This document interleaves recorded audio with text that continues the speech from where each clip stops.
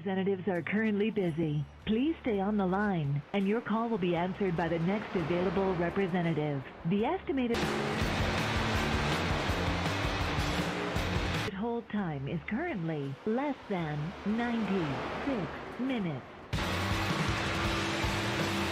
You are currently caller number 32. Are you tired of getting blown out of the water by other web hosting solutions? At BladeNode.com, our affordable web hosting and quick customer support is our #1 priority.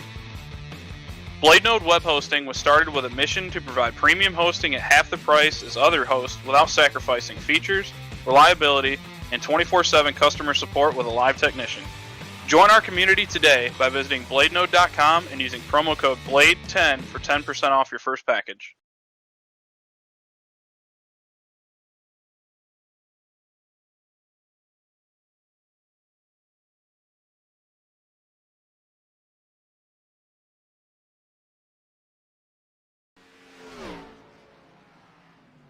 Hello and welcome back, everybody.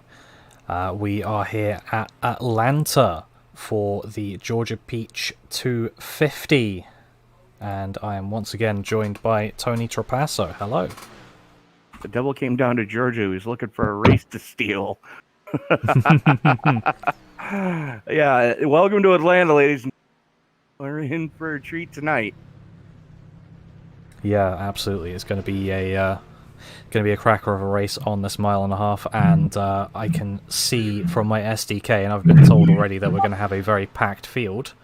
And I count 37 right now. Yep, I count the same. And once again, we are joined by admin and league owner Rhea Ferris, and chase driver, of course. Hello. Hi, how you guys doing tonight? Excited to be here in Atlanta for another iSNF BladeNode.com Cup race. Heck yeah. We're at the ATL tonight. The Georgia Peach, the Big Peach, whatever. Empire of the South. I know it's got many nicknames. The Dirty South. The Dirty South. Yeah. Hot Atlanta. But we have 3 hometown heroes coming into this one that I know want to have good finishes. We have the one car driven by none other than Jason Ricketts, our founding member, one of our founding members. He's from Dawsonville, Georgia. Yes, you heard that right. Home of Bill Elliott and the rest of the Elliots.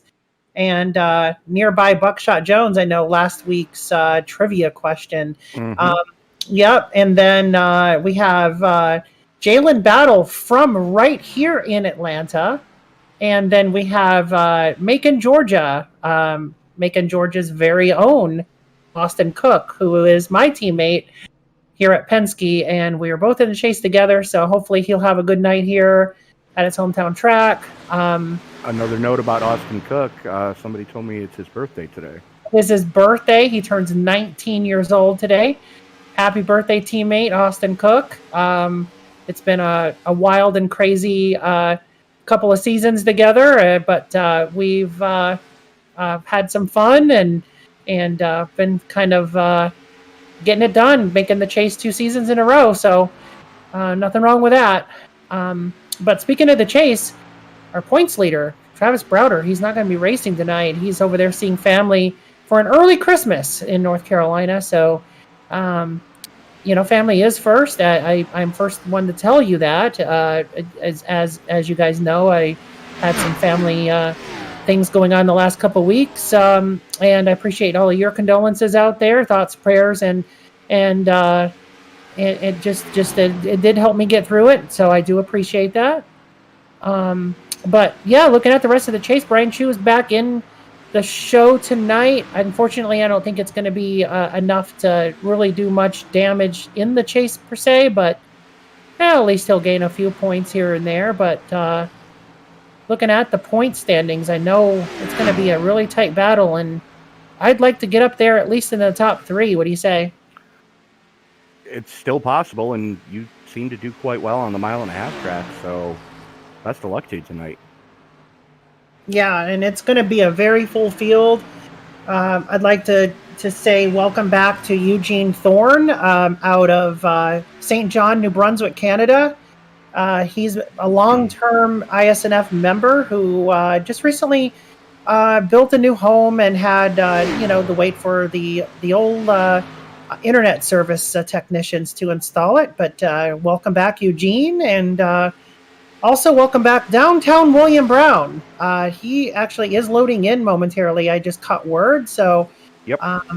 he has 10 career wins in ISNF. So look for him to add to that double-digit win column there. So don't be surprised to see William Brown, who is going to be driving none other than, what car did I give him?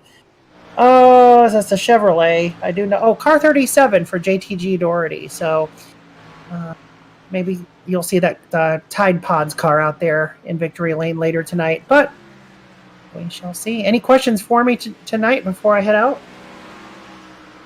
Not that I can think of. None from me, I think. Honestly. I think we're really good. Okay. Other than, are you going to be joining us for the at-home drinking game tonight? Well, I already got it started. So this is so. What is your over/under on the cautions tonight, guys? 7. Okay, I'm gonna go with, and this is being the league owner's perspective. I'm gonna go with 10.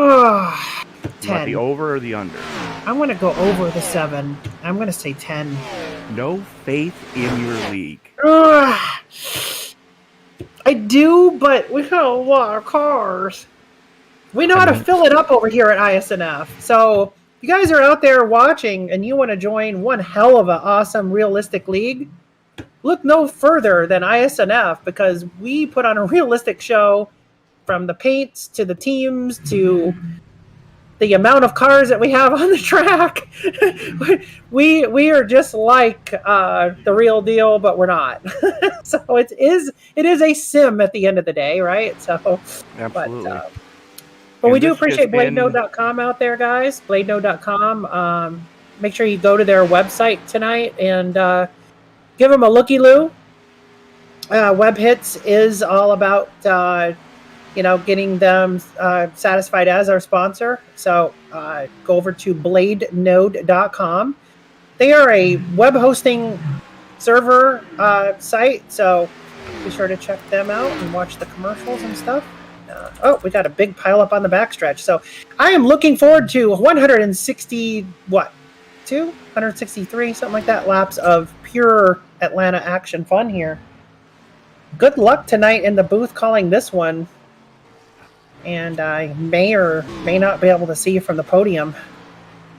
Well, we all good luck racing. Word, I'm gonna need it. I think I'm gonna need it. That's what I'm watching in practice here. So we also do have a word from Tim Cook wishing Austin a happy birthday. So that does confirm what we were saying earlier. And Michael Smith has a birthday as well. So happy birthday, Mike.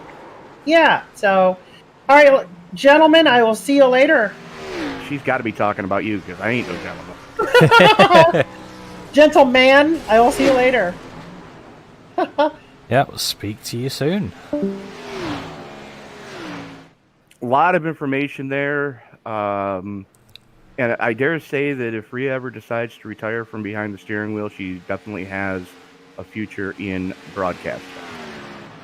Yeah, absolutely. She was carrying about 5 minutes, a lot better than I would be able to do before the race. So hashtag true story.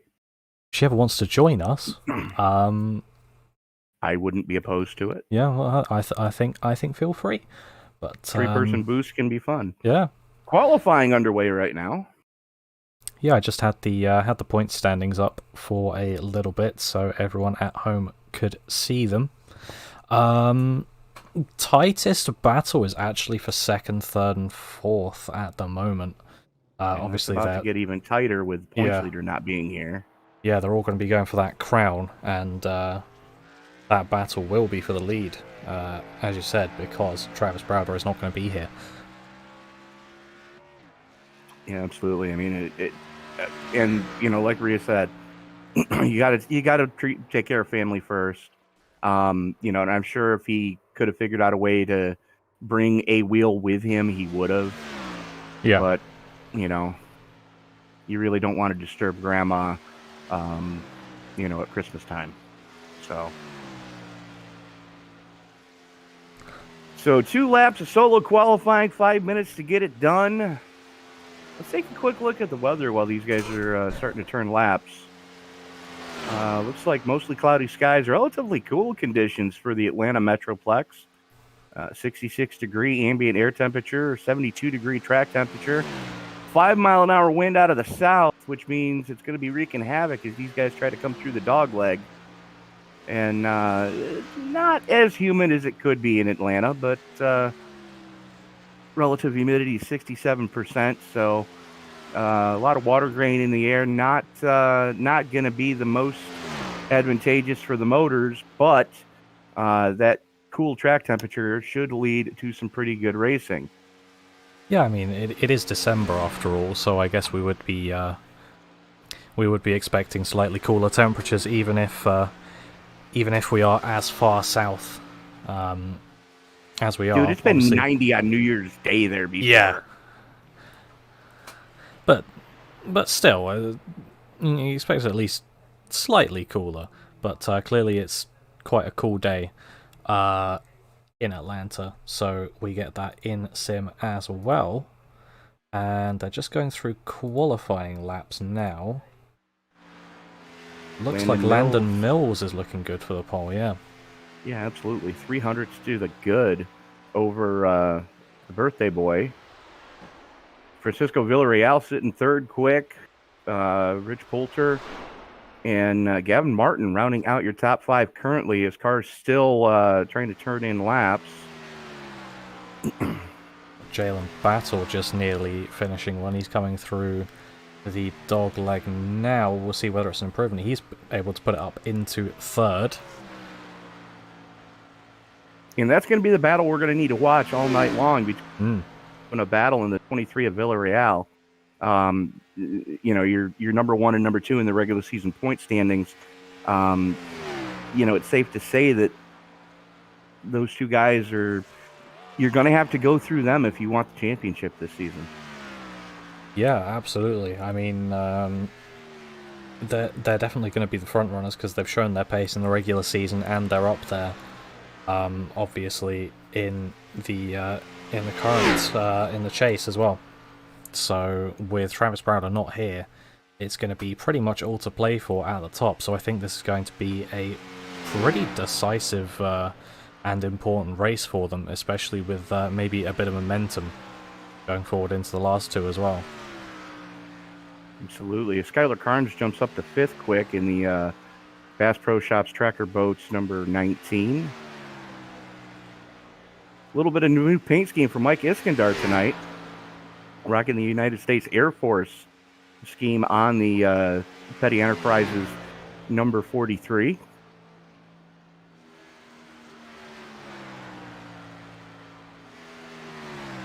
Very true.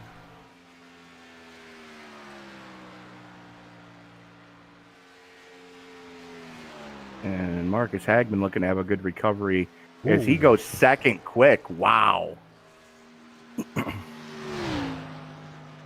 But looking to have a little bit of a rebound after having trouble last week.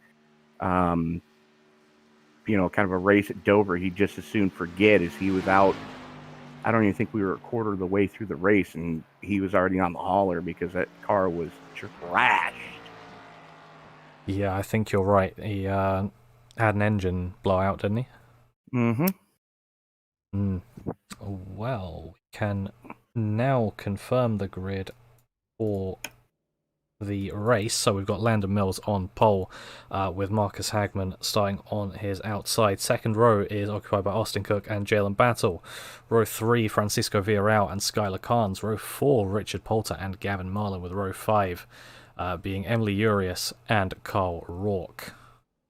Russell Bradka and Brian Chu making his return to the league, going to roll off in 6. Row 7 gives us downtown Willie Brown and Jason Ricketts. Row 8 is going to go to Rhea Ferris and John Hopley, with row 9 going to Jamie Kerr and JB Banner. Kobe Sutton and Marshall Harris going to roll off in row number 10. And row 11 is going to be Marshall Moran and Michael Iskandar, with row 12 being Ian Humphreys and Dave Corshane. Dave Corshane was the last car to set a time in qualifying, with row 13 Cody Dempster and Chad Waller, 14 Joey Manis and Johnny Castle, and row 15 Brian Treadwell and Isaac Wilson. Eugene Thorne and Derek Cook going to start in row 16. Row 17 gives us Mike Smith, the birthday boy, and Stephen Fishburne. Casey Tomlinson and Tom Stanley rolling off in row 18, with row 19 going to Ethan Woodward and Bob Wyckoff. So 38 cars scheduled to do battle here, 162 laps, 250 miles, the scheduled distance here tonight at Atlanta. No fast repairs, and 5 total sets of tires to get it done with a 65% fuel fill. So we're looking somewhere around lap 35-ish. 35 to 40 should be about all they're going to be able to get out of a tank to go fast tonight. Yep, sounds about right. And obviously then you'll probably want to be taking tires as well, as much as possible. Your tires are going to wear out before your fuel goes up. Yeah, absolutely. But they've only got 5 total sets. So they've got the set that they qualified on, which is the same set that they have to start the race on. Then they have 4 reserve sets that they can play with. Yeah, and if my basic addition is correct, then if let's say they would pit every 30 laps for fuel, then that doesn't bring them to total race laps. It does not. So that's going to be quite an interesting one to see who's going to use tires earlier on, and who's going to try and save them for the end. The other thing to consider too is iRacing doesn't let you assemble a set from takeoffs, which is something you can do in the real world, but unfortunately they don't have that figured out yet here in in the simulator. So yeah, I think it'll be a very interesting addition. It would be because you see that a lot. Where a team runs out of sets and they look at their takeoffs like, okay, this right rear is our best, this left rear is our best, this right front is the best that we've taken off. It's not great, it's not a sticker tire, but it'll get us to the finish, and unfortunately we can't do that yet. Yeah. I mean, I've seen it on other simulators where you can take a specific tire set, but admittedly I haven't seen specific tires, so that may be a different challenge entirely. It would be great if people had somebody up on the box to monitor that sort of thing. As the field's rolling now behind the Ford Mustang GT500 pace car, the official pace car of iRacing. Buckle up, folks, as we are going to be playing the at-home drinking game tonight. Now, those of you unfamiliar with that, every time this caution comes out, take a shot. If you don't die of alcohol poisoning, you win. As Landon Mills going to have the button in the Fallen Heroes Toyota Camry. He's got Marcus Hagman, one of our chase drivers, starting outside of him. As the field comes out of the 3-4 complex, pace car getting ready to make that hard left turn onto pit road. The only thing that's left to do is wipe the visor, adjust the 5-point safety harness. Race fans, it's showtime!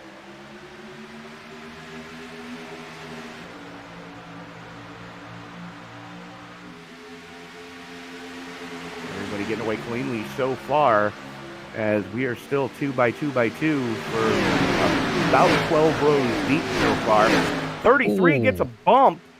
Has to chase it down the track. That's also gonna affect one of your chase contenders, Francisco Villarreal, as he was the one that got into the 33. Oh, save it, number 5. Great save, Richard Poulter. But has he gone up into the 95? Oh, yep, that's gone into the 37. Wouldn't be surprised to see a caution come out. Yep, there you go. That was a hard hit. Now I'm willing to bet that started all the way back in 3 when the 5 was loose. Ouch. not only was that a hard hit, that took out a lot of good cars. Ooh.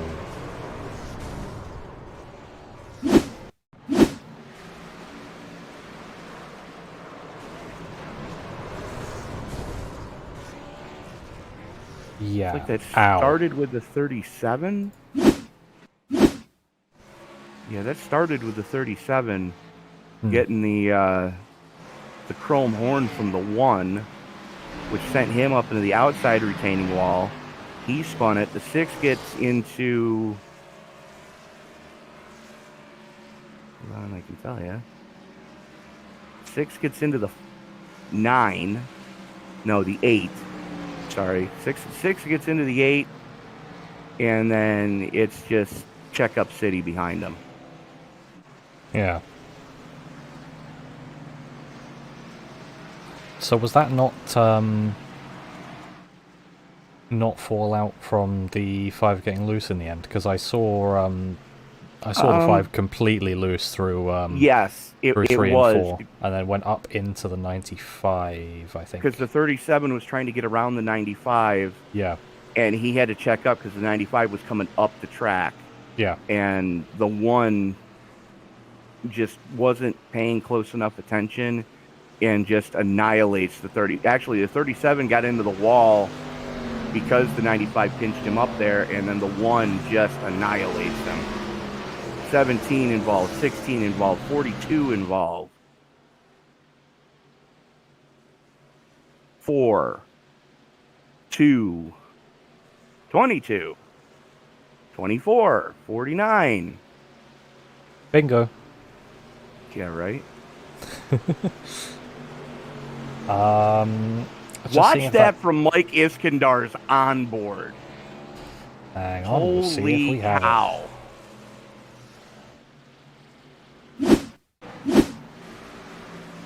Well, let's pause. Let's pause. Go back.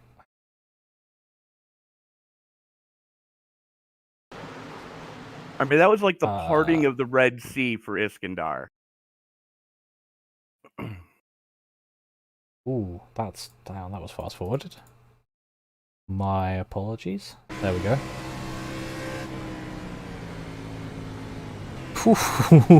Wow! Holy cow! Well, he's been given his free pass, and we know who's got the lucky rabbit's foot in his pocket tonight. Good grief! I think he spent his luck for the week. Season. Yeah.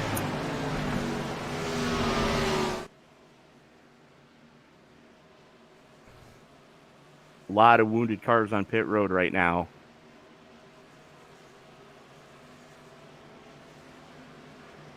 Yeah, well, that was the type of incident where if you're behind it, good luck. Yeah, exactly. I'm still trying to figure out how Iskandar made it through there without getting clobbered.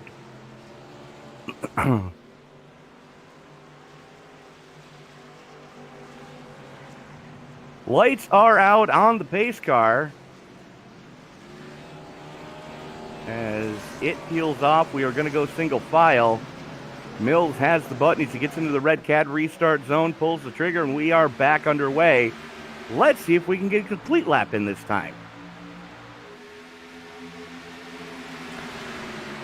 You would hope so, as it already looks like... Never mind.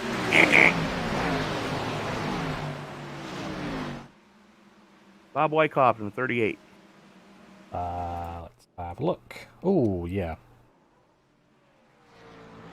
I'm guessing he had help. Unfortunately, still trying to recover. We'll have a look, see if it shows me. Unfortunately, iRacing is choosing to not show me that one. Actually, for some reason, I still don't have the settings correct. Wasn't it? That was not Weisskopf that brought that one out. Oh.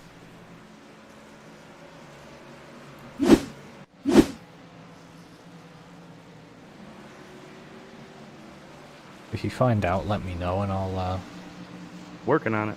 I'll see if I can have it.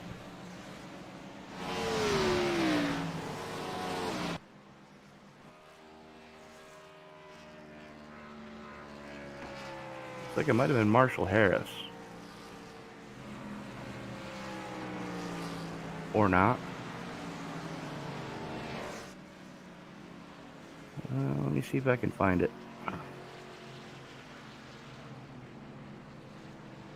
It's towards the tail end of the field, I know that.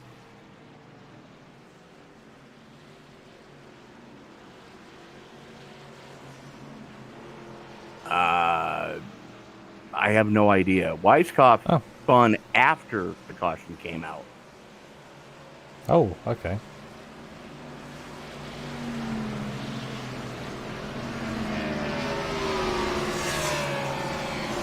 Well, either way. So I have no idea.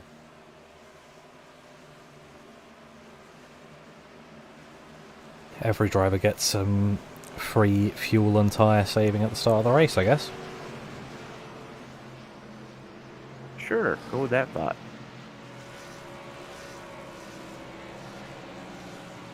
So again, if you're watching at home and you haven't done so already, don't forget to like, favorite, subscribe, share, and turn on bell notifications so you don't miss a single race here on the ESBN family of broadcasts, as we do this every night of the week, sometimes 2 or more broadcasts a night.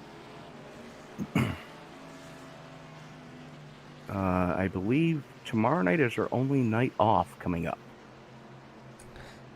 No, it's not. I take that back. Yeah, I was going to say, I'm happy to have a look at the schedules. Well, let me take a look here. Yes, tomorrow night we have... Where are they? The Maestro's ARCA Series. Okay. And that'll be taking place on Monday night. And then we have the... on Tuesday, we've got a doubleheader with the All-American Racing League Truckers Feed America Cup Series. There's going to be one of their playoff rounds. That is a 7:55 Eastern Time start.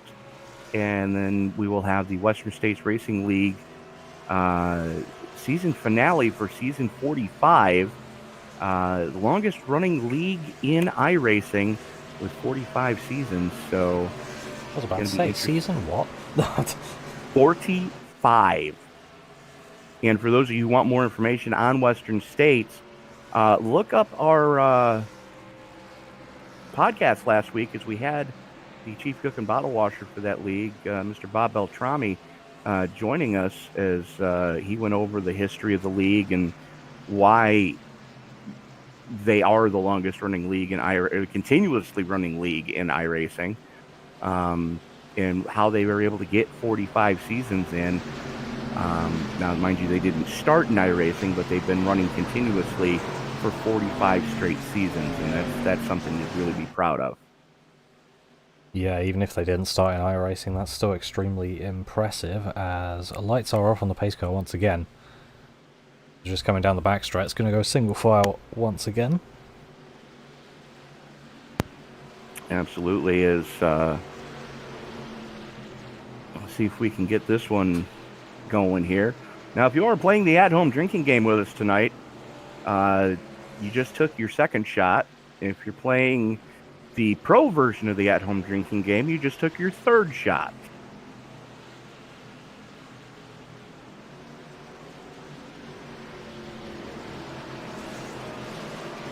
Pace car is in.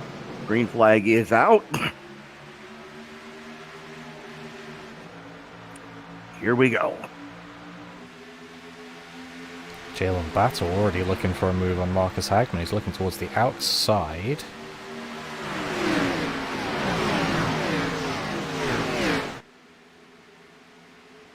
Which, if what I saw last night in the Resurgence League, that second lane will be paying dividends all night long here.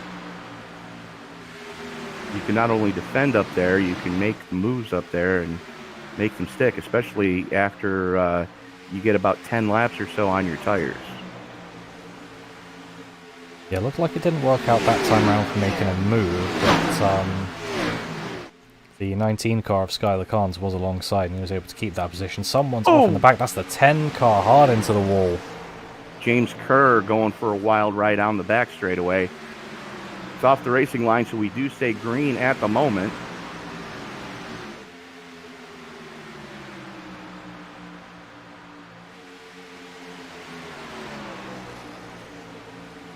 You guys are picking them up and laying them down now that we got all the early race jitters out of the way. Side by side, that's Skylar Carnes trying to make a move on Jalen Battle, and he's going to bring Gavin Marlin with him. Yeah, I think Battle tried to defend it to the inside, but you're just seeing early on how that inside lane isn't really working out. Not so much. Obviously, unless you've got a massive run and you just completely send it, I don't think that's going to be paying too many dividends for people. You're absolutely right, sir, because you can send it a little bit harder on that second lane, as you saw the 19 side by side with the 54 of Marcus Hagman, as the chrome horn is used by Gavin Marlin on the 19 coming through the dog leg. And here comes Hagman to the high line on the 20 of Landon Mills.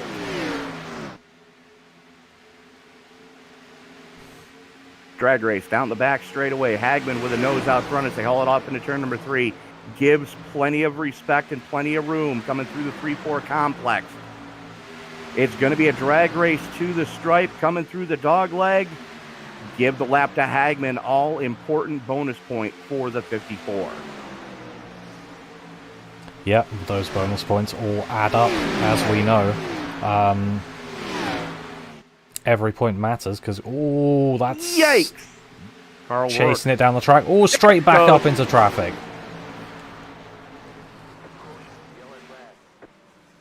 That looked healthy. Oh, that did as well.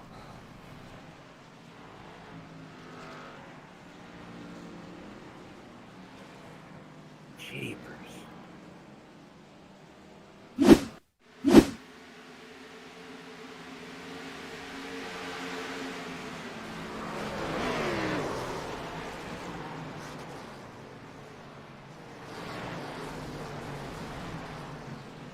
Ooh, that caught out the 9. I think Ouch. The 42 of Manis came into that as well, and then there was probably another couple involved as well. 14 catching a piece of it, 7 catching a piece of it, 48 catching a piece of it.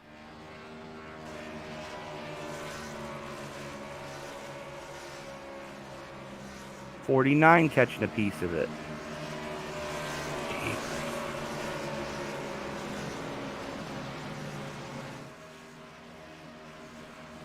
11 catching a piece of it.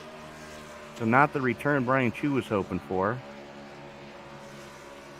Yeah, and I'm pretty sure it's a return for Carl Rourke as well. I don't think we've seen that name in a while. You are correct, sir. But Brian Chu's in the playoffs. Yeah.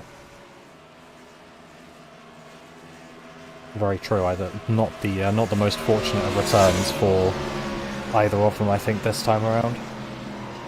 So Chu, Dempster, Kerr, Wilson, Tomlinson, and Burgee all catching a piece of that one. However, Johnny Castle's Love's Truck Stop number 34 did an amazing job of wreck avoidance there. Got that car woed down, did not get run over from behind, and was able to pick his way through the carnage. He always managed to make up 16 spots as well. I think that's probably mostly due to the wreck avoidance, actually. You are correct. Because if you manage to avoid both of them, then there you go, 3 positions. You are correct, sir.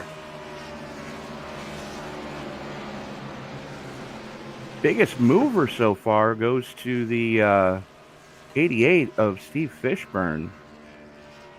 Up 21 spots. Yeah, there are a couple of drivers into the pits. That's probably minor damage repair, no? You're not wrong. JB Banner, Cody Dempster, Eugene Thorne, Tom Stanley, all trying to pit farm those cars to get them as back to race condition as they can.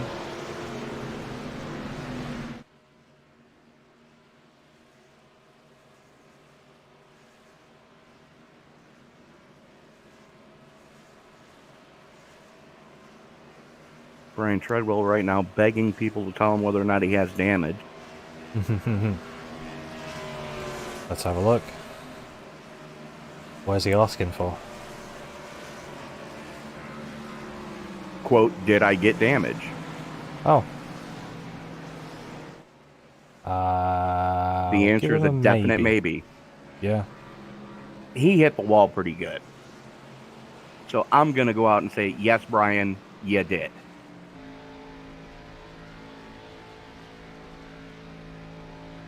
Let's have a look for him.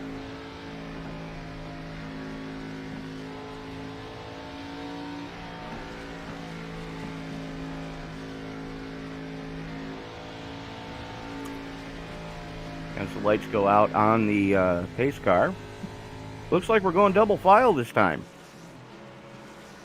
Yeah, well, we did have a few laps under green, and that wasn't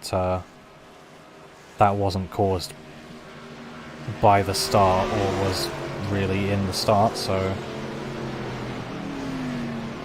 respectable decision to go double file, I think. I can't find any fault in it. Although... Might as well try it. And I stand corrected, we are staying single file. Never mind. It looked like we were going double file, but no, they're going to stay single file, and I can't fault race control with that at all. Either way would have been all right with me. Type of thing of this is probably going to be more cleaner. Double file is probably slightly more racing. Either way. Absolutely, and something to keep in mind too. There is an 18-point disqualification limit here tonight, and I count about 10 cars that are already halfway there. Ooh. As the green flag comes back out, Hagman pulls the trigger. Here comes Mills trying to work on the inside of the 19. That's his teammate, Landon Mills. Working with Skylar Carnes as here comes the 3 of Gavin Marlin. And I would like to point out that we were told pre-race, 10-year-old Gavin Marlin. Yeah. And the fact that kid is as fast as he is in this simulator at only 10 years. And I've seen him run in other leagues. I didn't realize he was 10. For such a young person, he has a lot of racecraft. And what I mean by that is, you're not scared to run side by side with him. Yeah, absolutely. It's the type of thing where, well, sometimes he's shown more courtesy to other drivers on track than some of the fully adult drivers that there are. So it's very impressive. I'll give him that. Absolutely. While we were taking a look at that, Landon Mills has gotten back around Marcus Hagman. Hagman now under heavy pressure from Skylar Carnes in the 19. And Carnes having another race that he just as soon forget about last week at Dover. A lot of people want to forget the Monster Mile last week. And don't forget, ladies and gentlemen, we only have 2 weeks left in the season. Next week, Sears Point, and then Phoenix. Ooh, big wiggle out of the 19 coming off of turn number 2. He caught that bump in the transition. That's going to let Marlin and Battle get to him. Field starting to get a little strung out here up at the front. Closest battle on track is that battle for 4th between Battle, Austin Cook, and Skylar Carnes. Yeah, so two hometowners taking it to the visitor right now. Yeah, absolutely. They're showing how they race down in Georgia. I'm sure they got the home crowd support.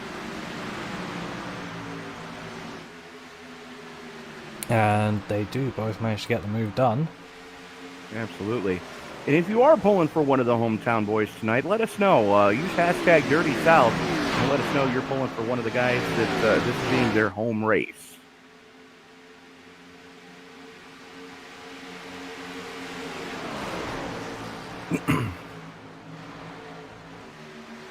And just going back to our conversation, I'm really looking forward to next week. Actually, that is my type of track. Oh yeah, that's right, because they like turn right and stuff, don't they? Yeah.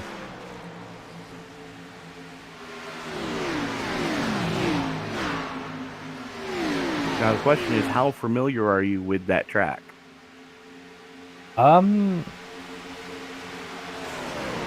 seen races there before, which is good. A lot of elevation change at that facility. Yeah. As a matter of fact, as soon as you come out of turn 1, you're starting to climb. And it is so easy to get the last corner wrong.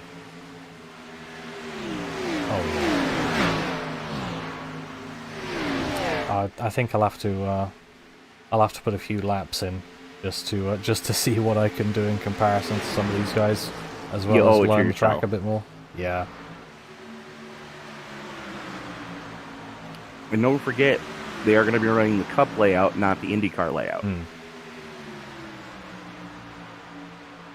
The IndyCar layout actually uses part of the shutdown area of the drag strip that's at that facility. Yeah. I think the only thing that confuses me there is the corner numbers. Because I'm right in saying they try to use the same corner numbers for every corner, even if it's on different layouts. Yes, You are correct. Mike Smith having a problem on the back straightaway. Just wads the 24. Ooh. Or what was left of the 24, I should say. And looks like he had some help from the 15. Well, there's not much left of it now. 47 going for Mr. Total's Wild Ride. So Dave Corshane getting the chrome horn put on him as well. Could I see it, please, iRacing? Oh! Jeepers. No. It happened at the exact same time. Corshane was chasing it. He got into the wall in the middle of 1 and 2, and he was bouncing off the wall, went down in front of Rhea Ferris, and just annihilates himself. Ferris got into the 38 of Bob Weisskopf as well. Weisskopf absolutely nowhere to go. Looks like the 34 finally got into one. Brian Chu catching a piece of that one. Ouch. Well, it looks like some of our leaders have decided it's pit time. We've got Landon Mills, Austin Cook, Jalen Battle, Francisco Villarreal, Skylar Carnes, Gavin Marlin, Emily Urias, Brian Chu, Mike Iskandar, Rhea Ferris, Stephen Fishman, and Jamie Kerr all going down. I think Marcus Hagman, the main one, staying out. You are correct, sir. But Brian Chu actually didn't have a choice. He got into that one. Yeah. Johnny Castle caught a huge piece of that one. Rhea Ferris caught a piece of it. James Kerr. So there are a lot of torn up race cars here early at Atlanta, as we are under caution number 4. I think with this pit strategy, I don't exactly know how it's going to go, because I can see the merits in pitting, but obviously they've had a decent number of laps under caution, so I can see why Marcus Hagman didn't at the same time.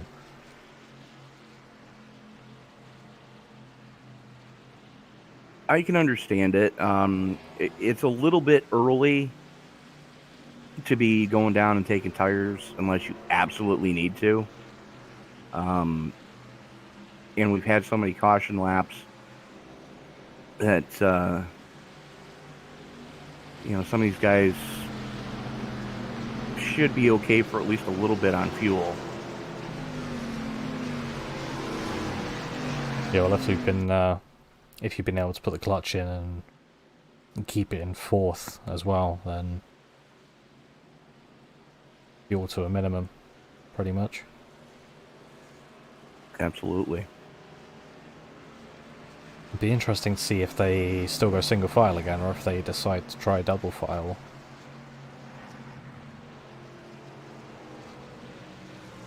This caution will have a double file restart. Lappers behind the lead lap cars. So there is your answer, sir. Wow. Here we go then.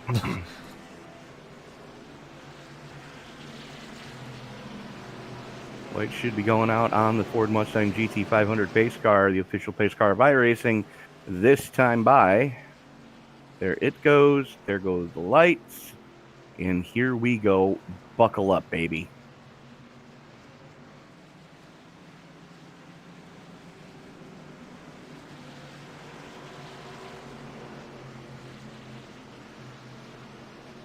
So Hagman, Bradka, Treadwell, Supton, Cook, Hopley, Stanley, Battle, Marlin, and Carnes, rounding out your top 10. Bradka and Hagman, the only two that have not seen pit road yet here tonight.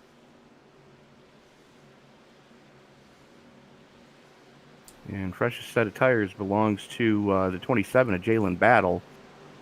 So keep your eye on the 27 in that outside lane on the restart, as he's going to be looking to make some headway quickly.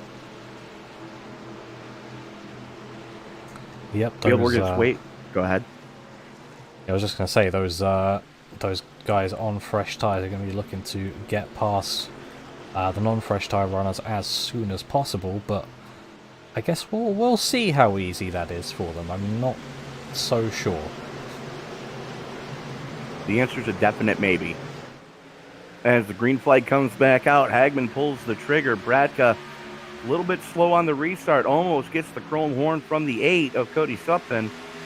And don't look now, but here comes Jalen Battle already.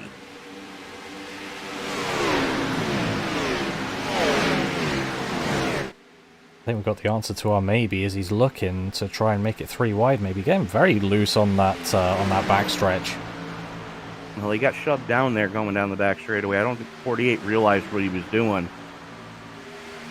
Because here comes Battle for the lead. Hagman on the high side, Battle on the low side. Battle full send it mode going into 1. Well, there's our answer of how good the fresh tyres are here. Lap and a quarter. Yeah.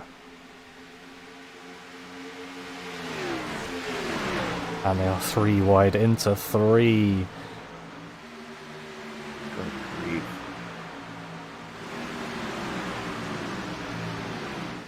They really do want to make progress, even if it's risking their entire race by the looks of things. You noticed that too, huh? Yeah. I'm also noticing a bit of damage on the back of the 3. I can't remember where that came from. He received the chrome horn from Jalen Battle. Ah. That would explain it.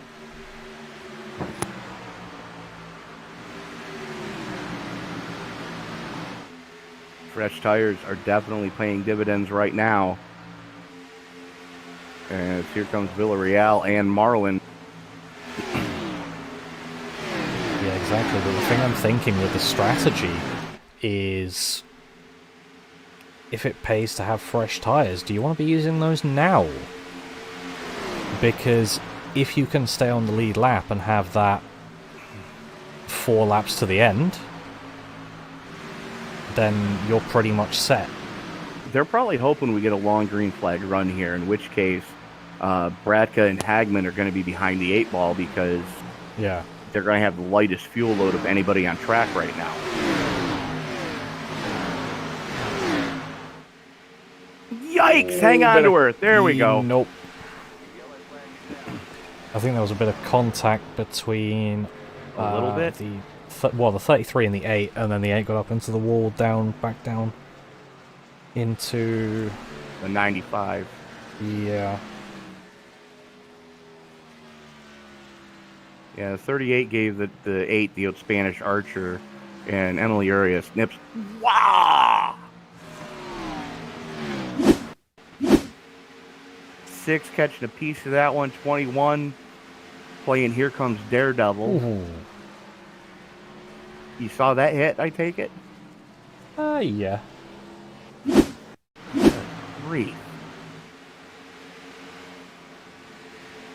Bang. So if your street car looks like some of these race cars, you're going to want to visit Pete's Body and Frame Recovery just outside of lovely, picturesque Macon, Georgia. You can find him over on Main Street. And he will get your ride back in tip-top shape. And as expected, Hagman down into the pits.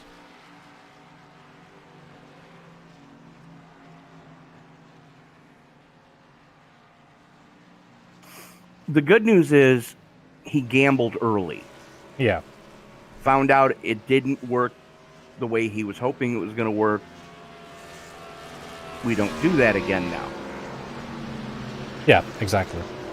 And it's the thing of if that is able to take him slightly longer, and everyone has to make green flag pit stops if we happen to have a long green flag run, then it's going to be pretty good for him. Oh, of course, that's all under the banner of if. Yeah, we're already under caution 5. Yeah. And I dare say Rhea is going to get the kitty tonight, being as we did put an over-under at 7. And she bet the over. Let me just do the maths. Projected for 20 and a quarter cautions. Which I'm sure is the news you want to hear. I will slit my wrists.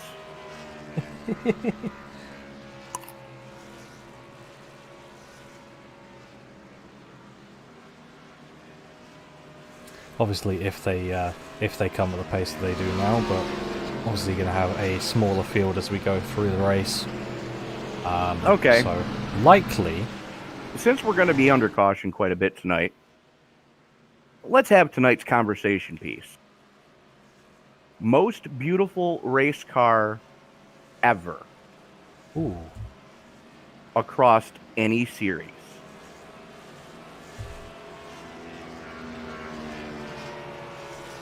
that's one I have to think about. Let us know in the live chat your pick for most beautiful race car ever.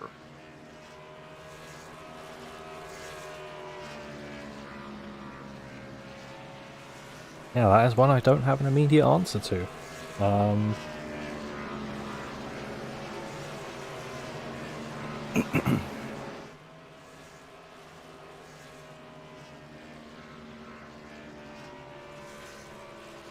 I can give you my top 2 right now. Yeah, go for it. Ferrari 512 and the Porsche 917 K Series. Yeah, they're 2 of the Le Mans monsters. that is roughly the direction my mind was going. So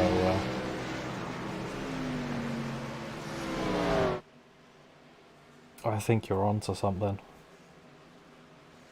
Yeah, absolutely. I think it's easier to think of things that aren't the most beautiful race car that you've ever seen. And I think that's where Tim Cook took that one, because Tim, we're gonna agree to disagree on that one. It looked like somebody threw up on that car. He says Peter Max number 3 Dale Earnhardt. Time to get Google out.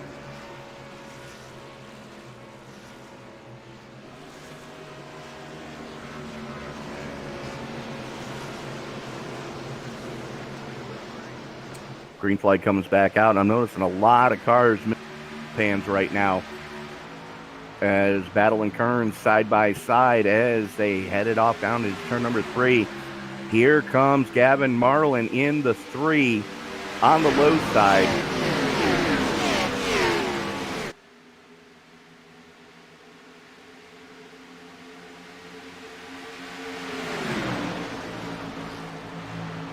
Still side by side, and Carnes going to be able to control it from the high side. Francisco Villarreal right there as well. And don't look now, but Mark Tagman, after starting 16th, already back up into the top 10, running in 8th. Battle for the lead. Skylar Carnes on the high side. You're trying to get around Jalen Battle right now. Put the Toyota in front. Yeah, it looks like as soon as you even so much think about getting shuffled down to that low side, it is not going well for you.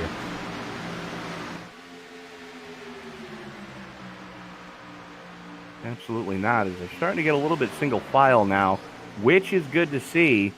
Battle in the mid-pack, though, is J.B. Banner working the inside. I'm sorry, Derek Cook working the inside of Eugene Thorne right now.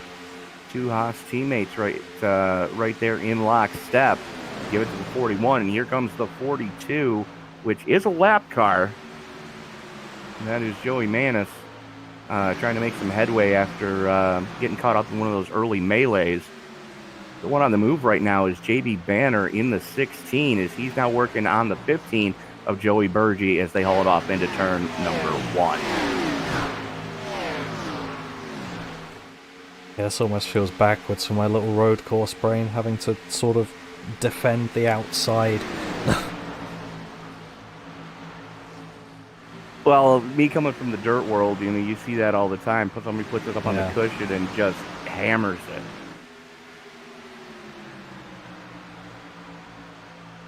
But I guess it's all what you welcome used to. Welcome to oval racing, my friend.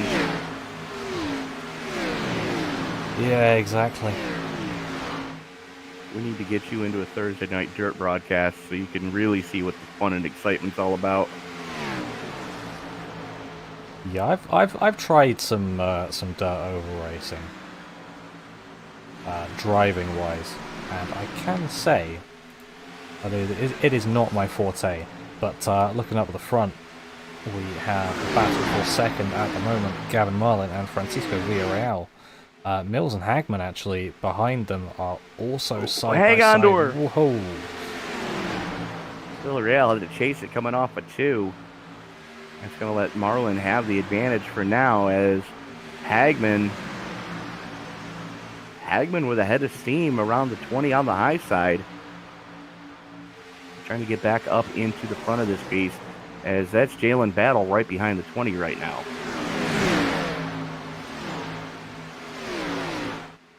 Yeah, I think for Jalen Battle at this moment, it's take your pick who you're supporting, but they are now single file once again there, but Villarreal again trying the inside on Gavin Marlin.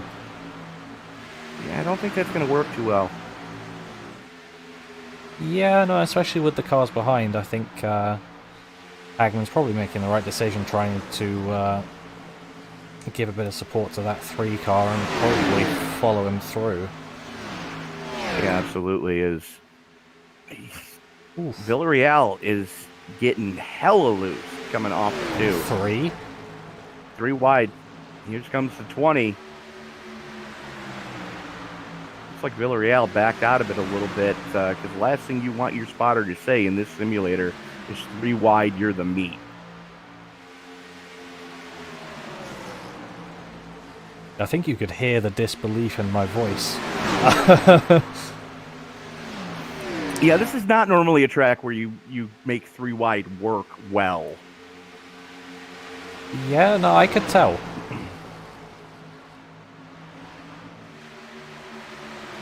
But there is a monster gap right now. Throw a blanket over your top 7. And then you're 2.5 seconds back to the 33 of Austin Cook, currently sits in 8th. As he's slugging it out right now with the 48 of Brian Treadwell. Yeah, I mean, you say he's slugging it out, but we've got the 6 of these guys who aren't in first all slugging it out as well. The Skylar Khans has at least got some form of gap back. Half a second to the good.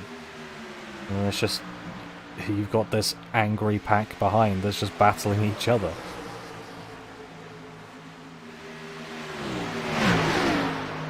Hagman right down on that white line coming through 1 and 2. Dragowitz Villarreal down the back straightaway. Villarreal able to carry a little bit more momentum. Hagman, though, right back down to that inside lane. Villarreal looking to cut him off and take all the air off the front end of that car. And that's one thing these guys are going to have to be mindful of. Aero push is very real here tonight.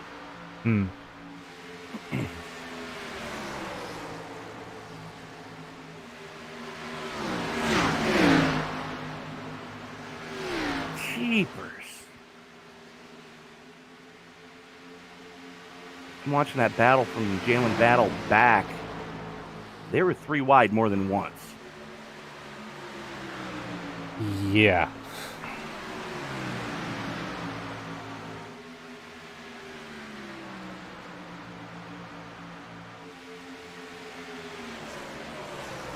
These guys are just flat getting it right now, though.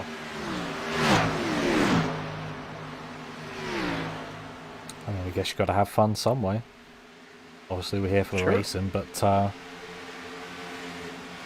to make it fun as well, because it can be slightly boring just sitting there. But going 3 wide again isn't ideal. I don't think that was technically just about 3 wide, but it may as well have been. Between close enough. Marlin, Mills, and Bratka. Close enough for my liking. Yeah. As they are working their way around. I believe that's a very wounded Rhea Ferris in the 12. Yes, it is. Yep. Completely missing the rear end of that car. Ooh. Yeah.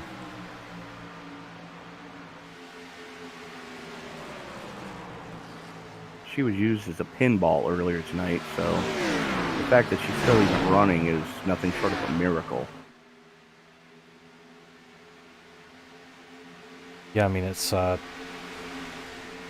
great, the morale that some of these drivers show, honestly.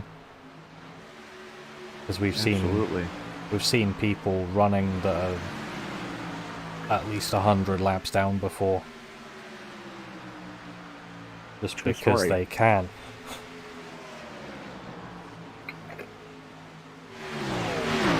I gotta think Villarreal starting to fade a little bit.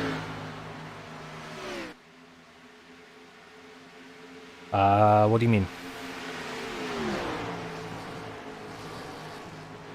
His fall off is getting more and more pronounced, as we're looking at about 2 seconds for tire fall off after roughly 20 laps.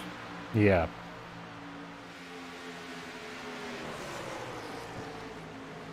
I wonder if that problem with having to chase it down off of 2 that he's sometimes had is going to be even more as well. As it looks like something's happened to Isaac Wilson. I was just about to say he hand grenaded an engine. Ooh. But was able to get it back into the pits before triggering that dreaded yellow flag.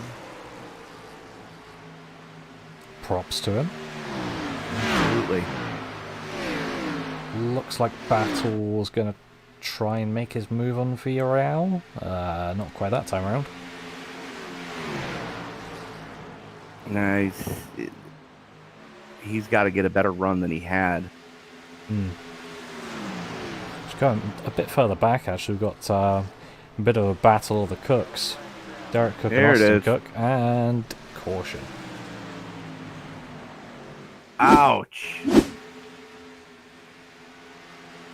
Ooh. 43, the 17, the 4.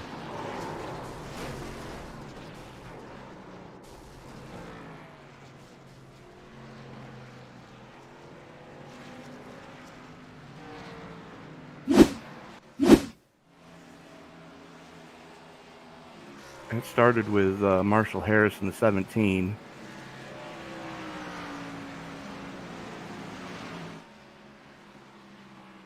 Bounced off the wall, gets into the 22. Iskandar nowhere to go. And then gets run over by the 4. 95 catching a piece of that one.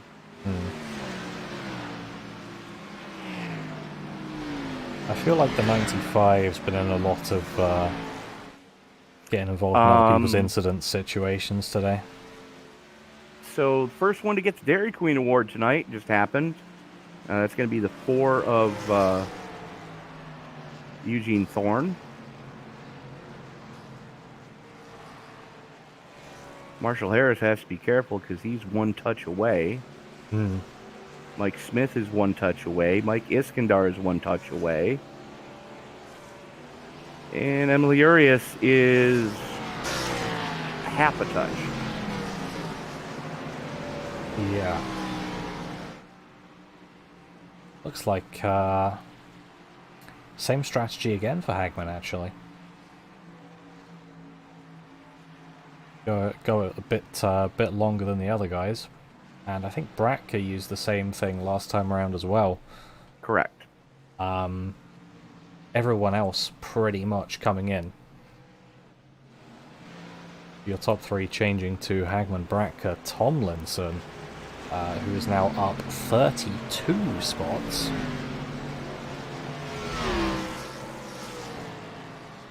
Skylar Carnes winning the battle off pit road.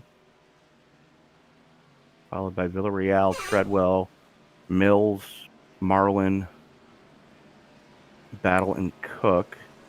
It looks like Carnes and Villarreal took 2. As did Treadwell.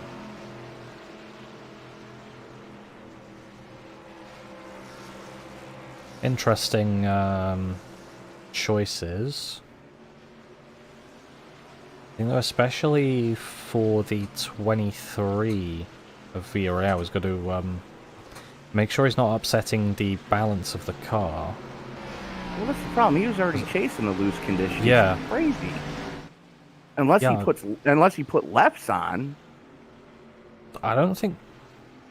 But then he just put all of them. No, the right sides would be. No, you can put just lefts on. I mean, yeah, but the right sides would be more worn, no? You are correct, but if you're already battling a loose condition and you put lefts on, it'll tighten the car up. True. But I would like to put in a contender for our conversation topic. Go ahead. In the conversation topic tonight, most beautiful race car of all time across any series. I'm just having a look now, and I really do like the look of the McLaren 720S, specifically GT3 variant. The new one? Very nice looking car. At least in my opinion. I believe it is a new one, yeah. Unless I'm mistaken, there's a newer one. No, that's pretty new. Yeah, okay, I'll give it to you. In GT3 trim, that's a sharp looking ride. Not quite as beautiful the lines of, say something from, the 70s or something like that. But yeah, no, that's still a very sharp looking car. I think it's a different style to it is what most people would think of, I think. And we have one person saying black number 3. You want to narrow that one down? He ran that across 5 different body styles. And then Tim Cook coming back with the Ferrari LaFerrari. It's an aggressive-looking car, I'll give it that. I think if we're being pedantic, I don't think they race it. You are correct. They do not actually race it. It's only legal for track days.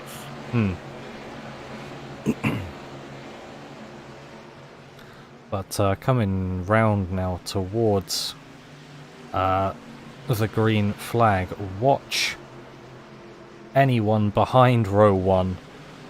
They're on fresh tyres. The guys on the front row are not. Or at least fresher. Well, yeah, we don't know exactly how fresh the 19 and the 23 are. Yeah. As the 19 almost gets into Marcus Hagman, as Hagman almost spun the tires on that restart. And Carnes looking to make up for what happened last week at Dover, throws it to the inside down the back straightaway, side by side with Hagman as they haul it off into turn 3.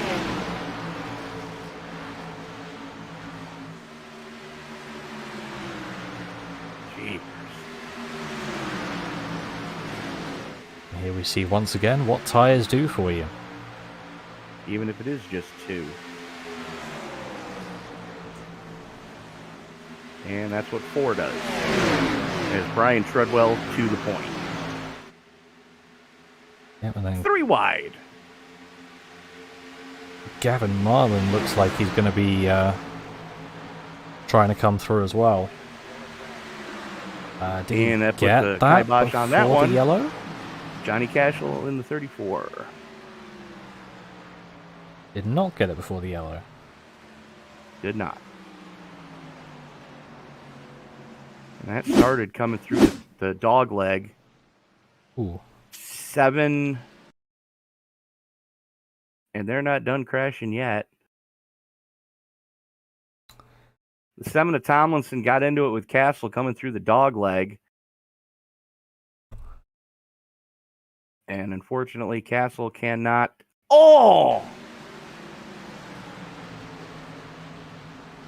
Watch the tail end of that one. Mike Iskandar just... Oh.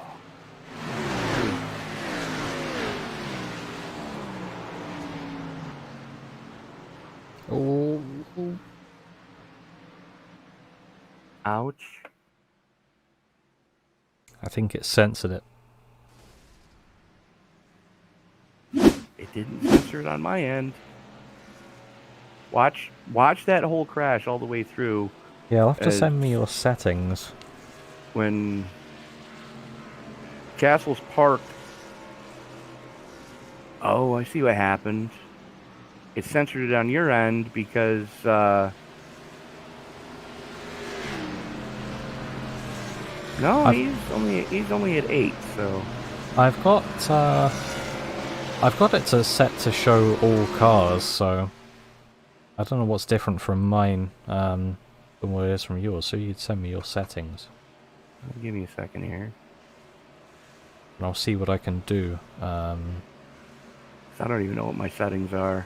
I'll see what I can do when we go to commercial at some point. Yeah, draw all cars, draw 34 or draw 64. Yeah. I believe that's what I have set as well. World only, and then cars plus only. And Castle and Isaac Wilson both deciding to put it on.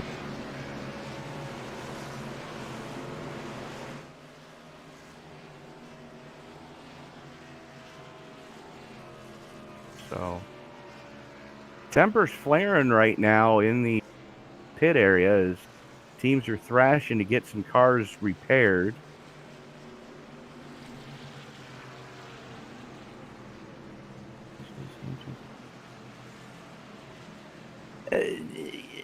Yeah, but you can't put one on a podium anywhere, Tim. They do send technicians. You don't actually have control of your car. You can't keep a LaFerrari in your own collection. Ferrari maintains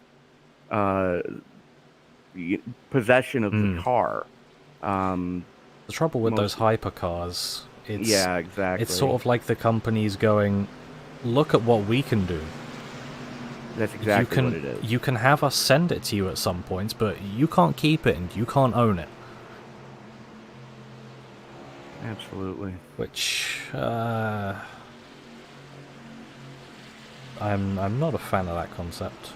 Yeah, I don't like it either. I mean, if I pay, $500,000 for something, that damn thing's going to be in my house. Yeah. Yeah, it looks like we're going double file for restart again. We are. Hagman and Brack are not choosing to pit this time around as well.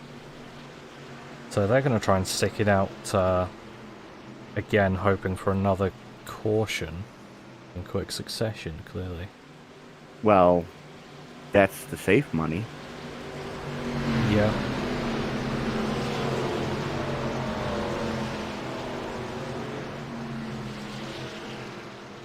But again, if you haven't already chimed in, tonight's topic, as we are under a lot of cautions, most beautiful race car ever across any series.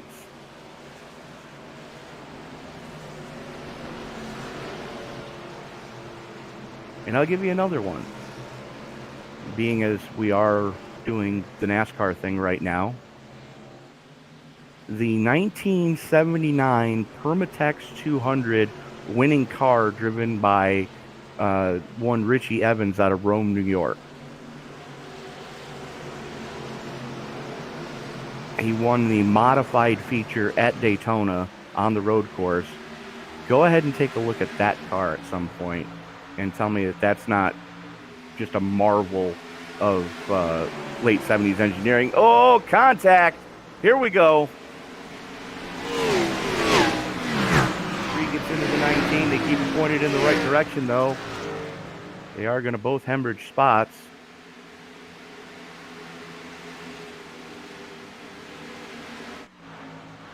I have to admit, I didn't quite catch what happened, but Luckily, I was on the correct car. Battle got into the back bumper of the 3. The 3 got down into the 19, and both of them were able to save it, although they both lost about 10 spots doing so.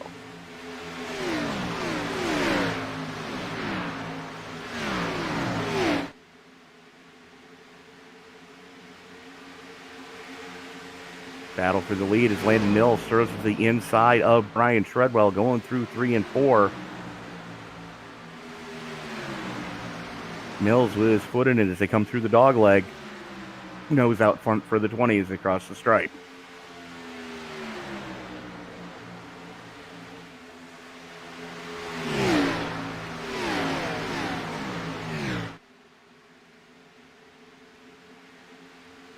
Gets the clear. It's now Jalen Battle now back up Treadwell. What's good for the goose is good for the gander. He tries the exact same move that Landon Mills tried a couple laps earlier. As Battle now side by side with the 48 of Treadwell coming across the stripe through the dog leg. Battle with the nose out front. Finally gets the clear going into 1. I think that's the thing I find interesting when you got 3 cars, the 2 in front are battling. Guy behind can just sort of stick behind and see what works. Just want to note, Joey Burgee is up 35 spots. Yes, he is. You very much so nearly can't do better than that. Not much. That's nearly last to first. In a 38 car field, he started shotgun on the field. Yeah. He started 39th in a 39 car field. Well, that's clearly not gone too badly so far. You think? The fact that he's been able to survive the melees that have gone on around him. I think that's the most impressive part. Well, if he can maintain a top 5, he's definitely got my vote for ESBN Driver of the Night.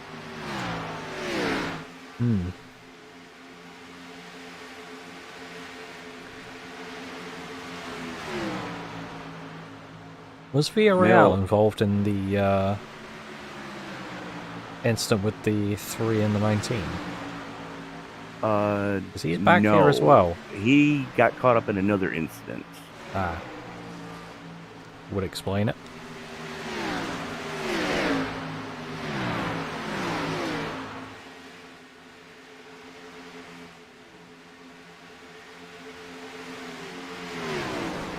Bergie for third.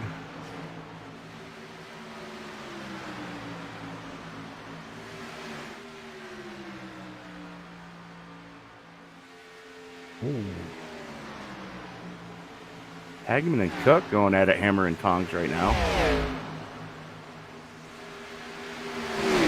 Hagman's in trouble. Yeah, I mean, those tyres are not going to be happy in comparison to the guys around him. True story. So unfortunately, in this run, I don't see him going anywhere but backwards, and to top it all off, he's probably going to have to pit soon for fuel. You are correct. The last time he was down pit road was on lap 39. That's probably about 30 under green? Roughly? Almost 40 now. Hmm. So we have had 2 cautions, but still.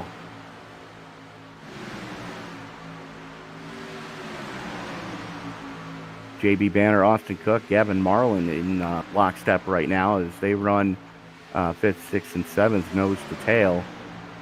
And good recovery drive for Marlin as he did get into it with the 19 on that restart as everybody did keep it clean. Marlin now to the inside of Cook going through 3 and 4.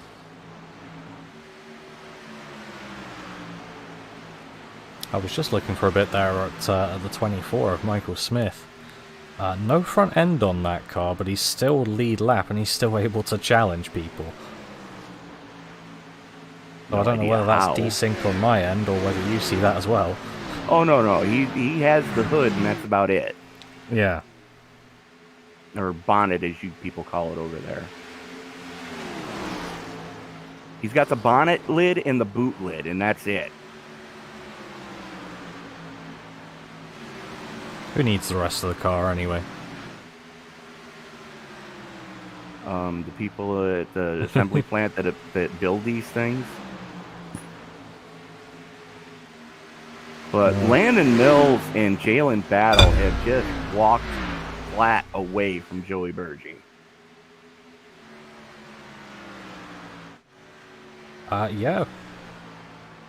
And they've all just completely wiped the floor with the rest of the field. As looks like it's now technically JB Banner in 4th, with a 5-second gap in front.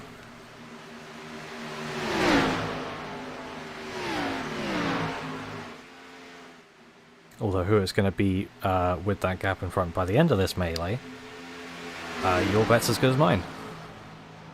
You're not wrong. As we've got another mention here for most beautiful race car of all time.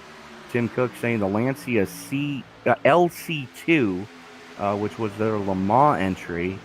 Yeah, Tim, that is a sharp-looking car. Although as far as Lancias go, I'm a little bit partial to the 037 that they ran in Group B. That was just an amazing piece of kit right there. Oh, yep. I have to admit, my mind didn't immediately go to Rally, but when you do think of it, there are some very good-looking cars, and it looks like there were some Hagman and wild Branko builds. There were some wild builds back then. Yeah, absolutely. Green flag pit stops for the 54 and the 53. So it looks like the teammates working with each other tonight.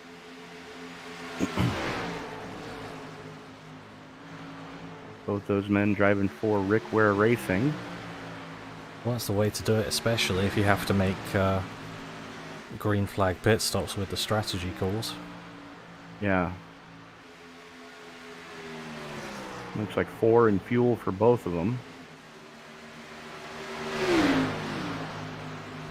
It looks like we've got a lot of drivers now towards the back of the field who are no longer in this race, whether that was from damage, from DQ, or what.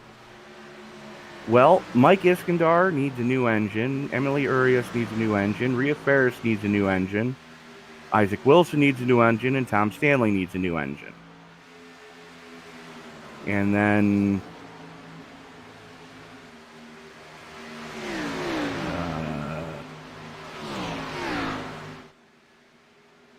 John Hopley has put it on the hauler. Cody Dempster, Dave Couchane, Ethan Woodward, Rich Poulter, Chad Waller, Willie Brown, and Jason Ricketts have all put it on the hauler as well. And it looks like Marshall Moran and Eugene Thorne have both put it on the hauler, as has Johnny Castle. What I'm hearing from this is that I need to get into the engine business. You need to basically engineer a way that they can do what Audi had to do back in 2003, I think it was, at Le Mans, where they started to have engine trouble, and rather than just pull the engine, they unbolted the engine from the bulkhead of the car and rolled a whole new rear suspension piece under. Engine, transmission, and all just slap go. They had the thing in like 15 minutes. And it's 17 bringing it down pit road.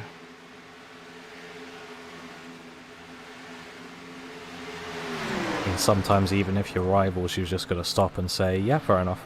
And I think that probably would have been one of those times as... Oh no, Ferrari pitched a fit. Shocker, I know. But, wow, really? Yeah.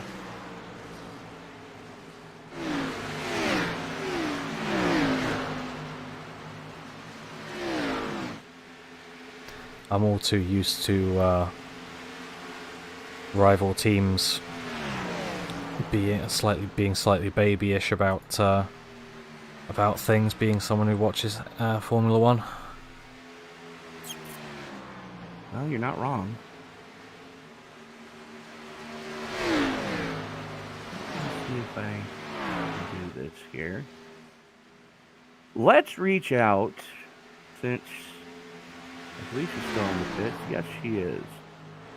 We are going to reach out to the chief cook and bottle washer of the iSNF BladeNode Cup Series, Miss Rhea Ferris, who is trying to feed her team as many Red Bulls as she can to try to get a new engine put in that ride.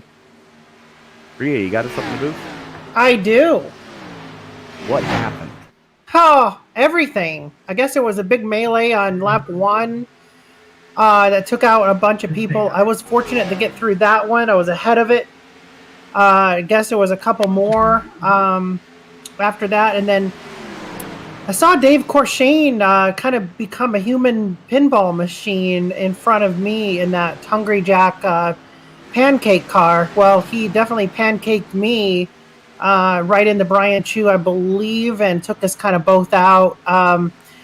And I sat in the pits for a while trying to do some damage repairs, and I guess I just didn't get quite enough done. I got a lucky dog. I was excited to at least get that, and then I was going to duck back in for some more repairs, but my engine blew right as I was taking the lucky dog. So it was like good news, bad news simultaneously. So here I sit, waiting for the good people at Penske to fix my engine so I can get back out and get a couple more points. Well, now we got to ask the obligatory question, considering next week we're going to Sears Point.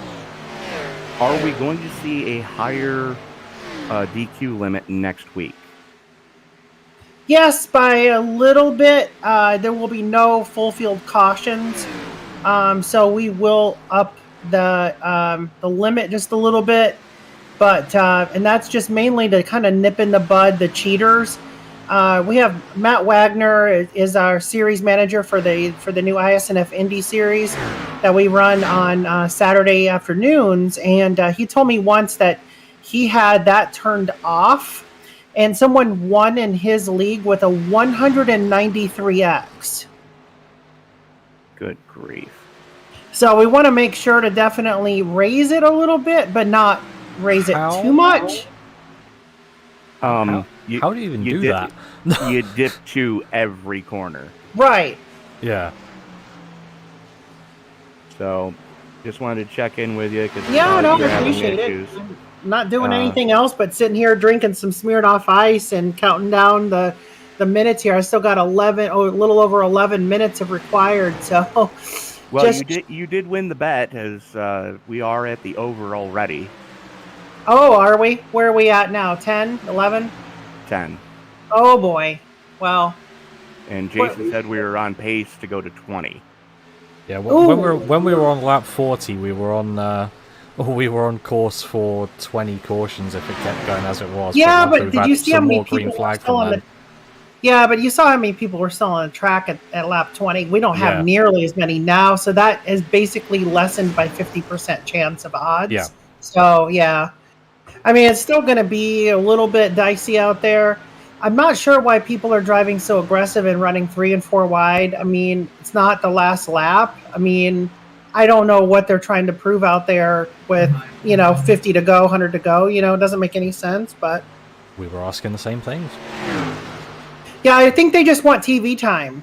And they're getting plenty of that because the replays showing them wrecking into the grandstands is exactly what they're getting is TV time. Well, we've already had 2 people get the Dairy Queen Award tonight. Oh, yeah, and I know Austin Cook is only like 1 bump away from it, he said. Yeah. So it's unfortunate for so many chase drivers as well.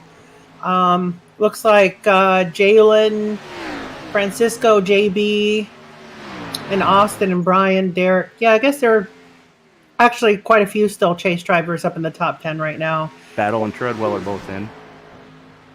Treadwell's not in the chase, but Treadwell is having a career night, if you will. He's running top 10 most of the night. Well, we were talking about the impressive drive from Joey Burgee. Yeah, Joey actually is a really good driver when he doesn't get wrecked out. He will do a lot of the, the rage quitting, kind of stuff. So, but he's a really good driver.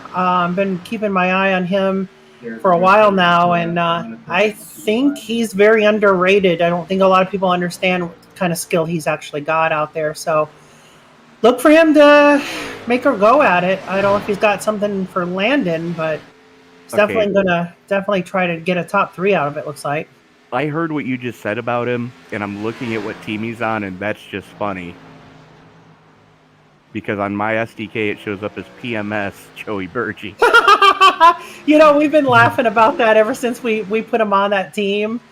But if I really had a handful of drivers to put on PMS, Joey wouldn't be actually one of them. There's quite a few whose names I won't mention, but yeah. That's just funny. I'm sorry. But, I know. It stands for Premium Motorsports. I know. But a what is it? A defunct team now. It's no longer an existing team, so it'll actually fall off next season. The 15. Well, the 15 actually becomes a Rick Ware car officially for us next season. 27 goes to Team Heseberg Racing. That new. Yeah.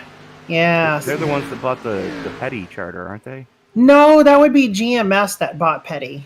Okay. Yeah, GMS bought Petty. They're going to be running the 94 and the 43 cars for next season. So. All right, then. But Rhea, while we got you here, I'm going to put you on the spot. Tonight's topic under the cautions has been most beautiful race car ever across any series ever existed. Ouch.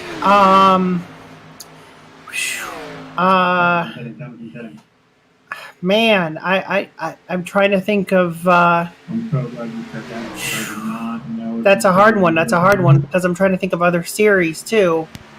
That does include a lot.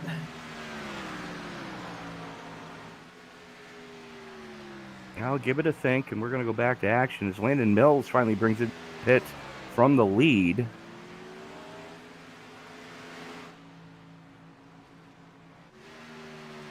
And it's going to hand the lead of the race over to the 16 of JB Banner. I thought for a second that JB was going to follow Landon in, but my SDK was just wrong.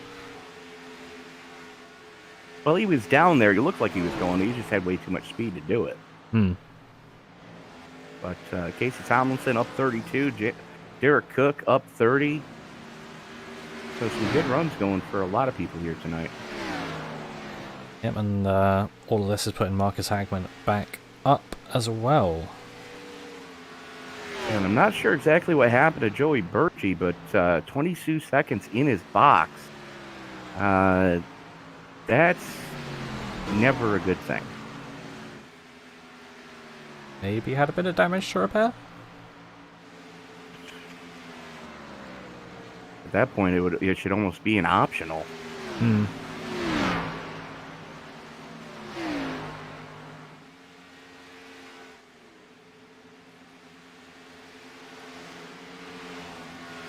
Derek Cook going to pit from second now.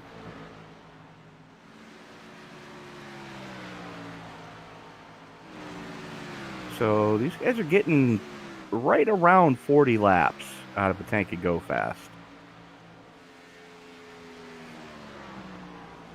Yeah, so that means we have not seen the money stop yet. Next one could be it though. Say again, Rhea? Yeah, it looks like the leader just ducked on the pit road, JB Banner. Yes, he did. That'll hand it over to Landon Mills again. I've got Jalen Battle. I got Battle in front leading. of this one, actually. Yeah, I don't know why it shot over to Landon for a minute. Yeah, I guess you're right. It looks like he's making his way around my teammate there, Thomas Stanley, just trying to get a couple points. So Jalen was able to use the undercut to his advantage, pit 5 laps before Landon Mills did, and he used those laps to the fullest to pass Mills when Mills went down to get his pit stop done. But Hagginen and Bradka back up into the top 5. Bradka, another one of those underrated drivers without a win. He is very underrated. Definitely overdue for a win, too. He's got like 35 career starts in iSNF, and he puts up a lot of top 10s. So look for him to maybe break out of that shell and get a dub tonight. Be nice for him. That would be a great win if he could pull that one off. Absolutely. I know.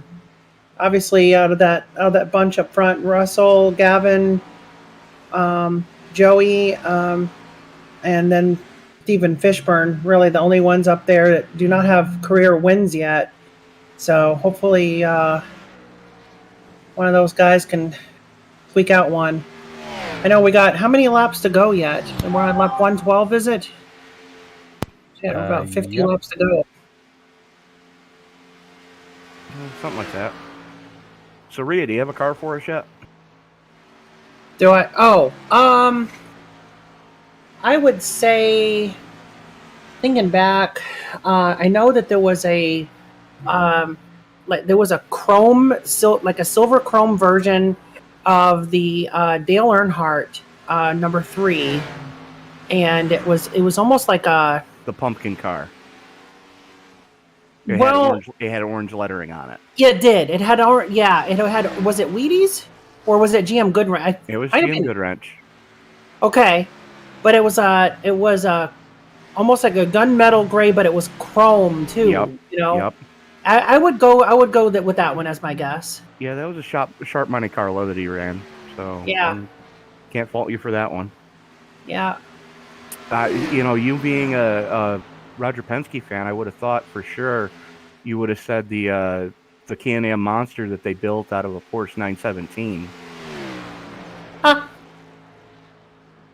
with the old Yeah. Sunoco livery on it and open Oh, the cockpit. Sunoco cars. Oh my gosh, yes. Yeah, but I mean, I was just trying to think. No, we did say across any series. I know. And that's just it too, is my mind gets stuck on NASCAR. Yeah, there's so many beautiful cars that have graced racetracks across the world that, But allegedly the Slayer car was not one of them. It almost was. It did almost. It was 3 days before the race. They had to rip all the stickers off the car and redecal it. Don't mean to interfere, but battle for the lead. Yes, we do. As Landon Mills and Jalen battle door to door through 1 and 2. Rio, we're going to let you get back down to your team, so Yes, you can try to help them. Alrighty, sounds good. Thank you.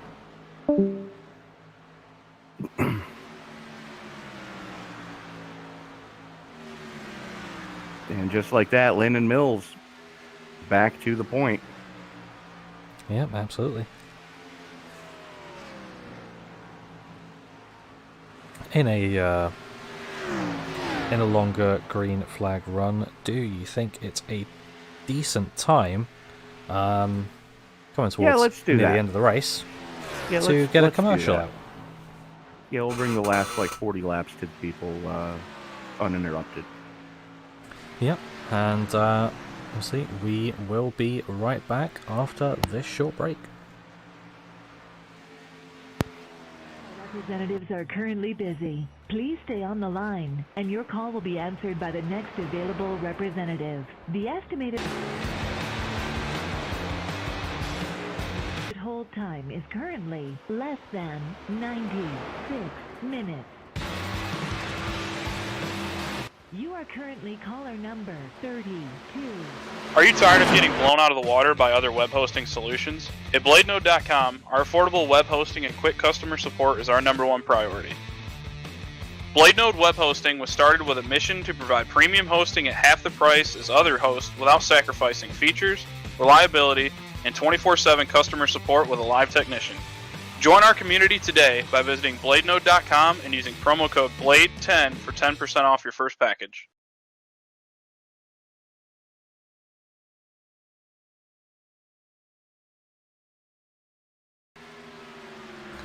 And we are back once again. As I think we're nearing towards a pass for third, and there it is.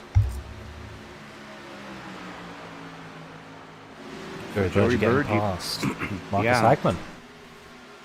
He's having a great run tonight. Absolutely.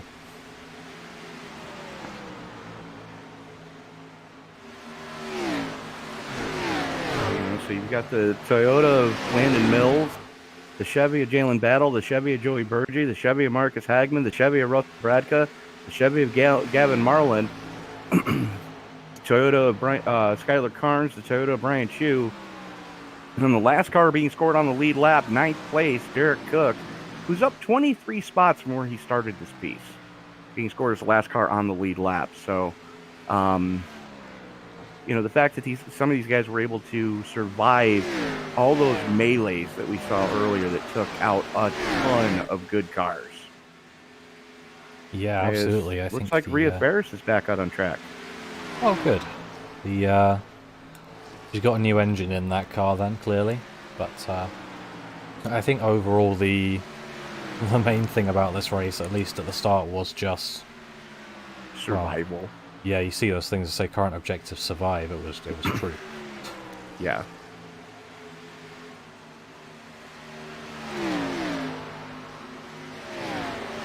Just be glad I didn't start singing the theme song to my early 20s.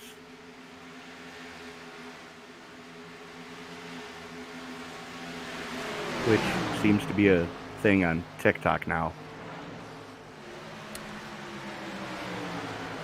See, that's fine, because I wouldn't get the reference either way. It's time to do some sketchy stuff. Doo-da. Only they don't use the word stuff. I have heard it, yeah.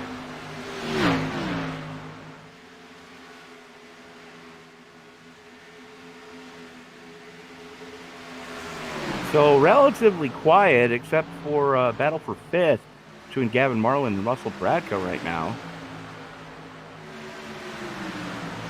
Yeah, they seem to be in a bit of a pack of lap cars, but just overall sorting out between themselves and just trying to clear through them as best they can.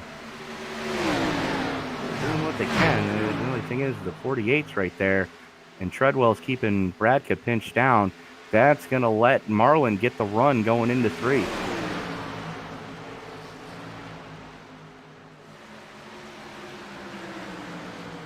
Oh!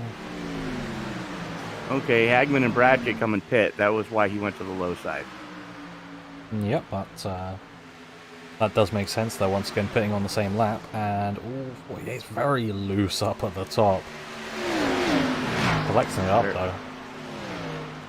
Yeah, that could have gotten real ugly real quick. Yeah, and I believe for the 54 and the 53, Hagman and Bradka, this could be their last stop. Should be.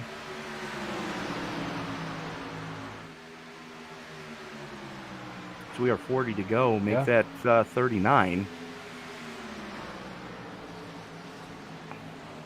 I've only got them pitting 3 times, though. They did. Theoretically, say, for example, we had a caution within the last 10 laps. They're going to have that extra set of tires in their back pocket. Exactly. But then again, say, for example, we don't. They're not. It doesn't matter. My money is on we have not seen the last of the dreaded yellow flag. Yeah, I don't think we've seen the last of them, but also at the same time, odds of getting one exactly when they need it? Slim to none, and Slim's already got his coat on. Yeah.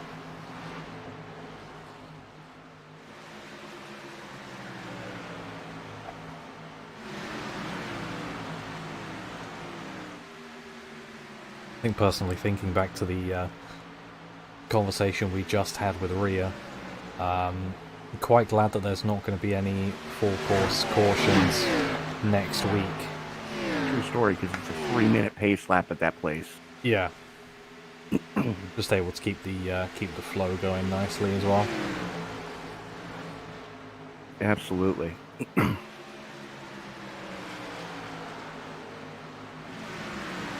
Going to be a normal start time for us next week, as roughly 5:45 Eastern Standard Time. And again, we are going to, well, they call it Sonoma now, but it's basically Sears Point, and as always has been, always will be for most of us.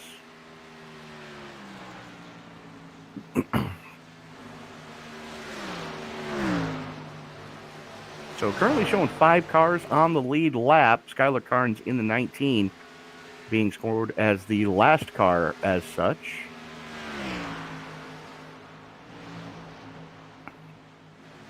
Yep.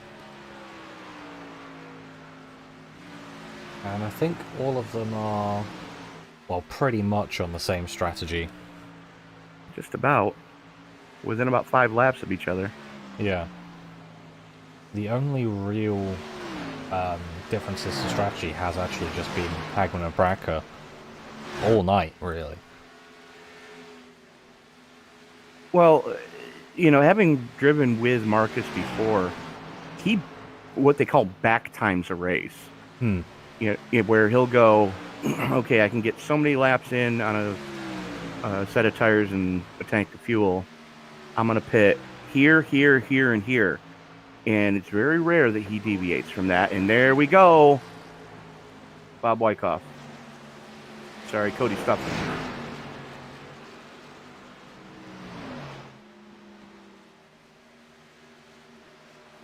Now I'm assuming. And the 19. Ooh.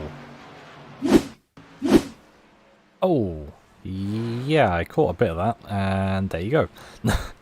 He got There's the end into of it it. with. Well, he got into it with the 8 got into it with Francisco Villarreal, as Villarreal was a little twitchy coming off a 2. The 8 gets into the wall and then gets annihilated by the 3. The 19 absolutely nowhere to go. Just catches a race car to the face. Now I'm going to make an Well assumption here, and I'm going to say that we're going to see some pit stops. Just remember, whenever you make an assumption, you become an ass, and the ump will shun you. My Little League coach taught me that. Luckily, I got it right this time round. What's that? Getting some pit stops in. Yeah, a couple of them taken so far.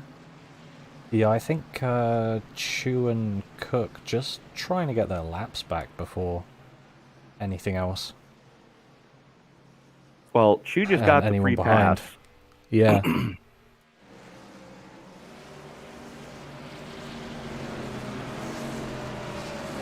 Because that caution took out 4th and 5th. Yeah.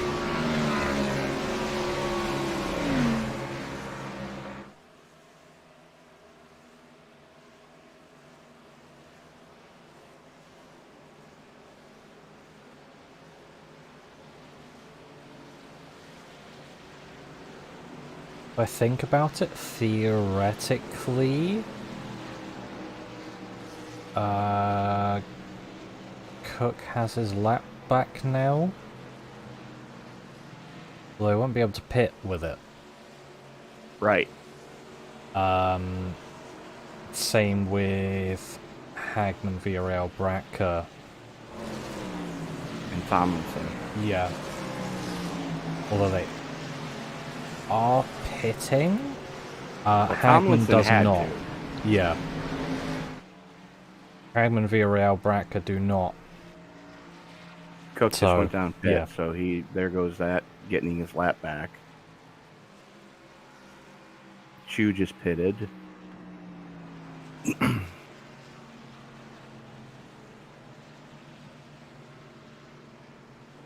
So there's about a 10-lap difference between Hagman, Bradka, and everybody in front of them. Villarreal still has to come down for his money stop. Yes.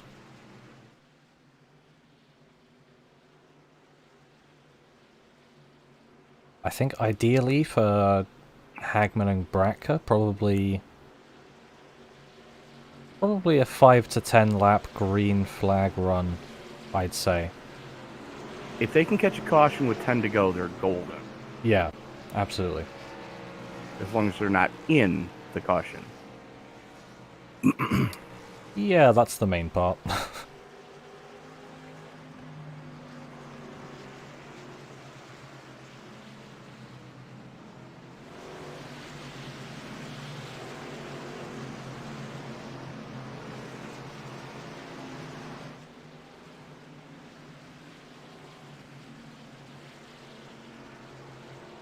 Let's see, do we have anything else in the chat? Somebody not happy with the 14.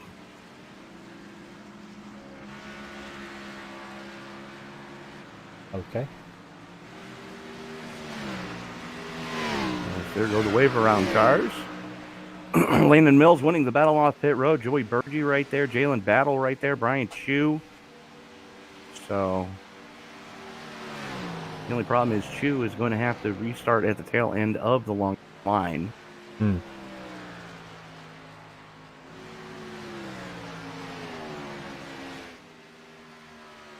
These guys are going to have to hurry if they're going to want to get around.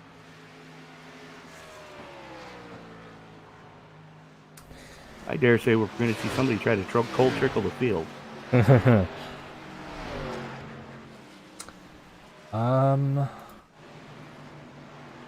Good luck, boys.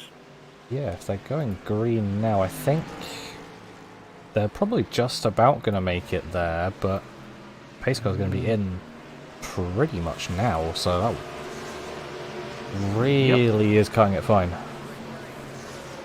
Just barely able to get there. Jalen Battle all over the back bumper of Landon Mills right now. Catches the bump going into one, stays glued to that Toyota in front of him as they work their way around Joey Burgee on the high side. Burgee getting a little bit of the blinkies right now late in the race. That's not something you want to have happen. They're three wide behind him. Especially when he's been running so well. I was actually trying to find the guys behind, but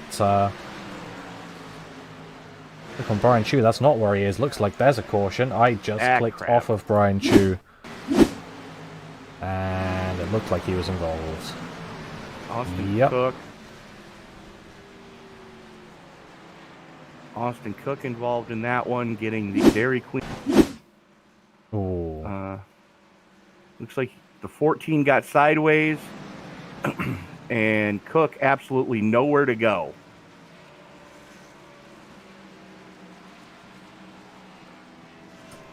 Yeah. 51 catching a piece of it. The 11 goes through the grass. Unreal.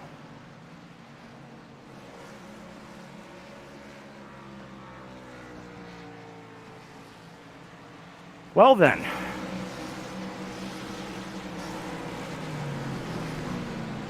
Villarreal and Bradka coming in to get their final set of tires. Yeah, strategy decisions are starting to be split now. Marcus knows when's he want to pit, I think. I'm surprised Hagman didn't come in and get his. Unless he knows something we don't know, which... Well, place your bets, folks. Are we going into overtime? Bit of a gamble, I think, but it's definitely one that can work out. It's not the weirdest bet to put out. Yeah, but the thing you got to keep in mind, we are going single file. We are. Because they did not get a full lap under green in. That hasn't stopped them before. Hashtag not wrong.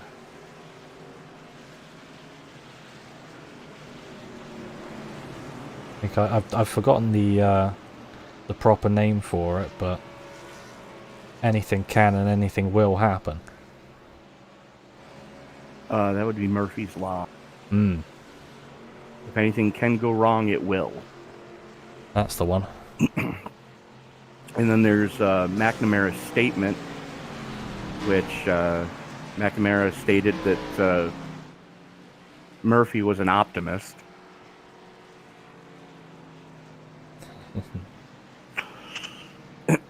So...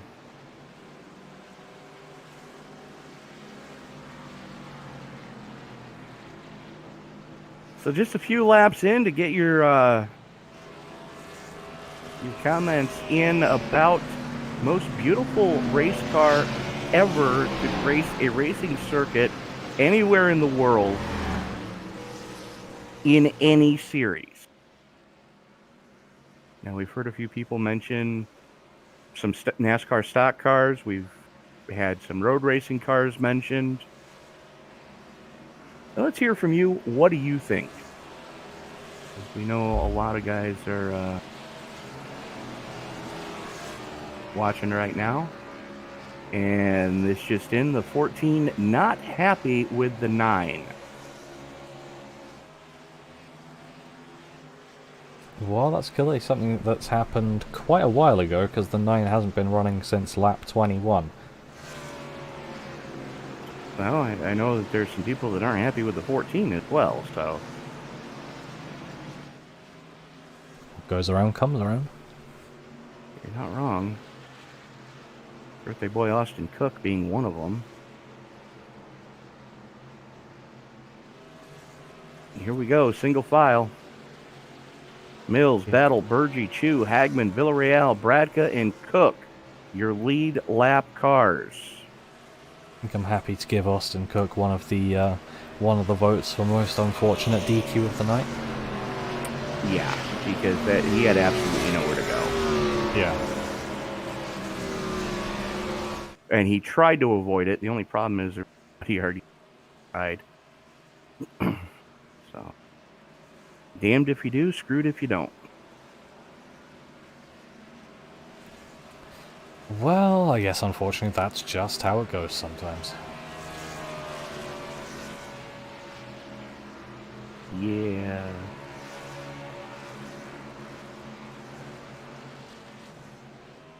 As the field worked its way out of turn number, pace car getting ready to make that hard left turn onto pit road.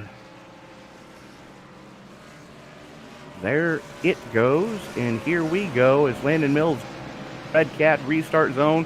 What we hope is the final time. Holds him down a little bit. Jalen Battle all over the back bumper, almost laying the chrome horn to the 20.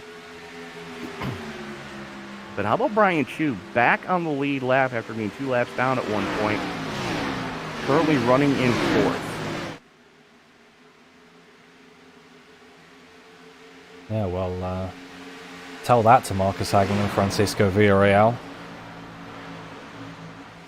as they just got straight past him, and Villarreal's going to try one on Hagman now as well.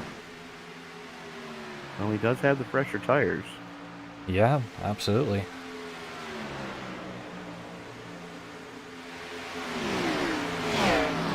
Hagman not giving up, though. Defending in that outside lane to its finest. Just keeping it wound up there and getting the nose out front as they haul it off into turn number 3. Villarreal full send it mode, though. Hagman battles back off of 4. Here we go. It's a slugfest for 4th.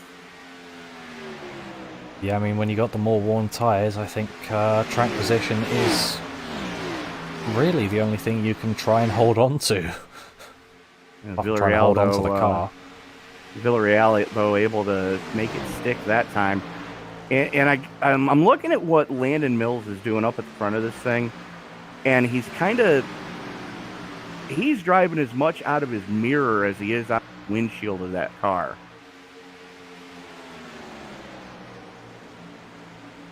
And Francisco Villarreal just set quick time of the event. That is, what, 0.3 quicker than anyone else ever? Near enough? Near enough. At least 2.5.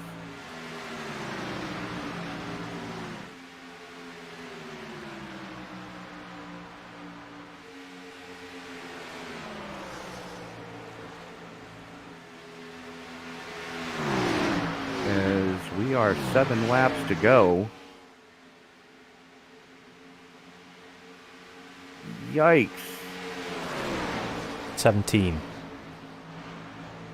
What did I say? 7. No, 17. I'm sorry, folks. I can math. Really, I can. A little bit of a breakaway starting to form up here at the front. Throw a blanket over your top 4. And then you've got about 3/4 of a second back to the 54 of Marcus Hagman. And then you're another 1.5 back to Brian Chu. Yeah, Hagman's keeping it really well on the slightly older tyres.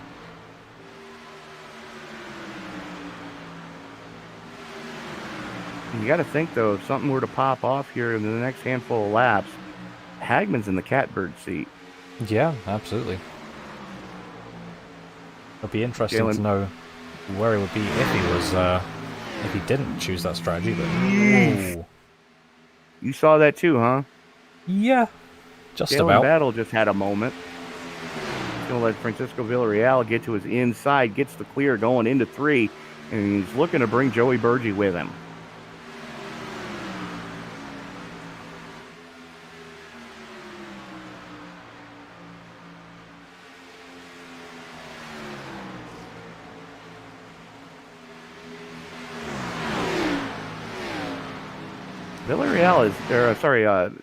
Battle has not been as comfortable on the outside of 1 and 2 as everybody else around him has.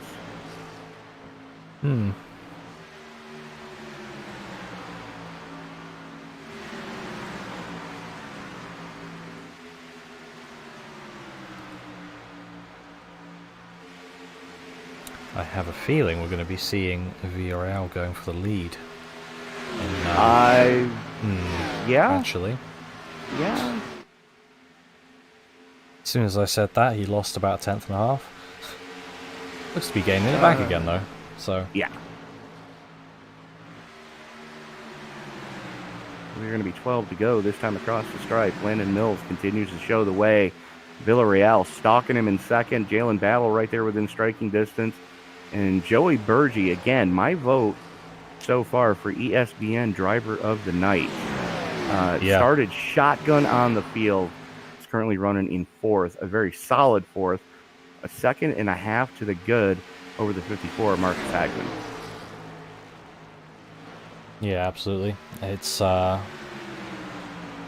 if anyone even tries to say that's not a good drive, then frankly, I don't know what you've been seeing. They're talking out of their sphincter. Yeah. Battle for second between Battle and Villarreal. Villarreal was very high through 1 and 2 there. He's been doing that most of the race. It's almost like he's missing his turn-in mark going into 1. Yeah, and it's not seeming to work too well for him, to be honest. He's doing it again. He's almost up into the marbles. Yeah. Got to be careful there, because it just lets Battle alongside. He's going to have a bit of help from Landon Mills ahead with the draft on the straight, and is just now straight through. Villarreal crosses him over, coming off of 4, though, side by side through the dog leg. Villarreal with the nose out front as they haul it back off into turn number 1. Battle looking to go to the inside as well. Villarreal not quite as high that time, able to carry a little bit more speed, and going to maintain second over Battle.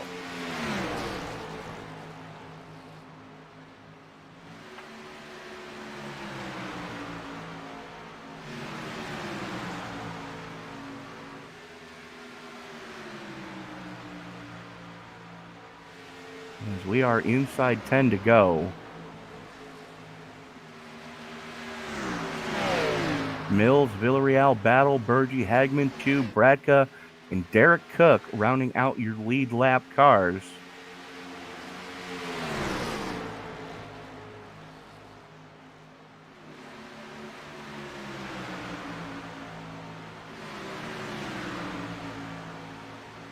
The slugfest going on right now, though, is for that second spot on the podium. Villarreal and Battle just slugging it out.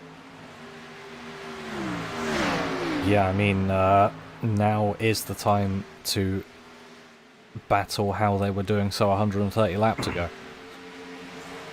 You're not wrong. If you got anything left, now's the time to use it. As we are going to be 6 to go this time across the stripe. Am I right in thinking that was perilously close to the apron for Battle through 3 and 4? You are correct, sir.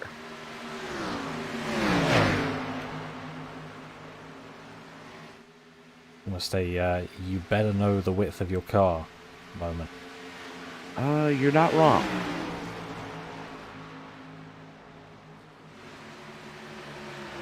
And all this battling between them only serves to help Landon Mills in the 20. Absolutely. Because he is just pulling a gap. Well, with as many laps as Mills has led tonight, neither one of these guys is going to get the bonus point for most laps led. They both have led a lap. Yeah. And there was, what, a 5-point gap between them coming into tonight. So that's basically going to work out to...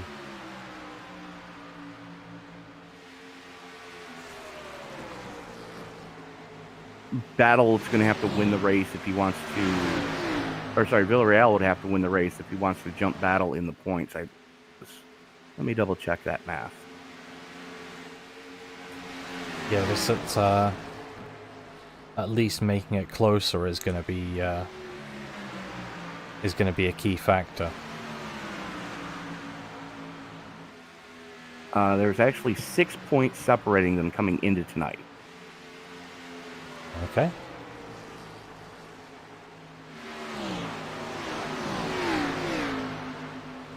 And as far as points per race,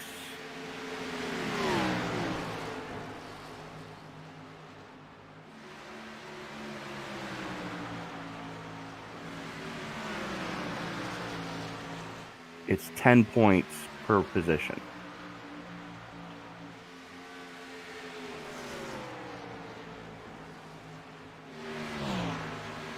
So whoever finishes in front of the other one is going to leave here with the points lead.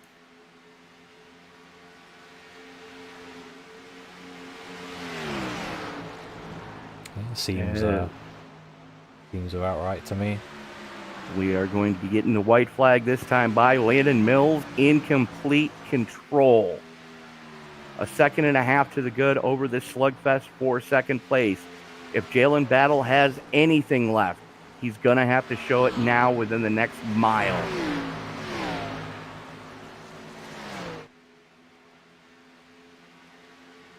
Catching slightly, but that's not close enough unless Villarreal makes an error.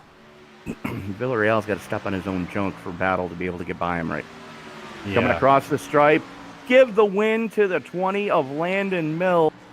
Villarreal hanging on for second. Battle, Joey Burgee, Marcus Hagman rounding out your top five. Brian Chu, Russell Bradka, and Derek Cook rounding out your lead lap cars in 6th, 7th, and 8th.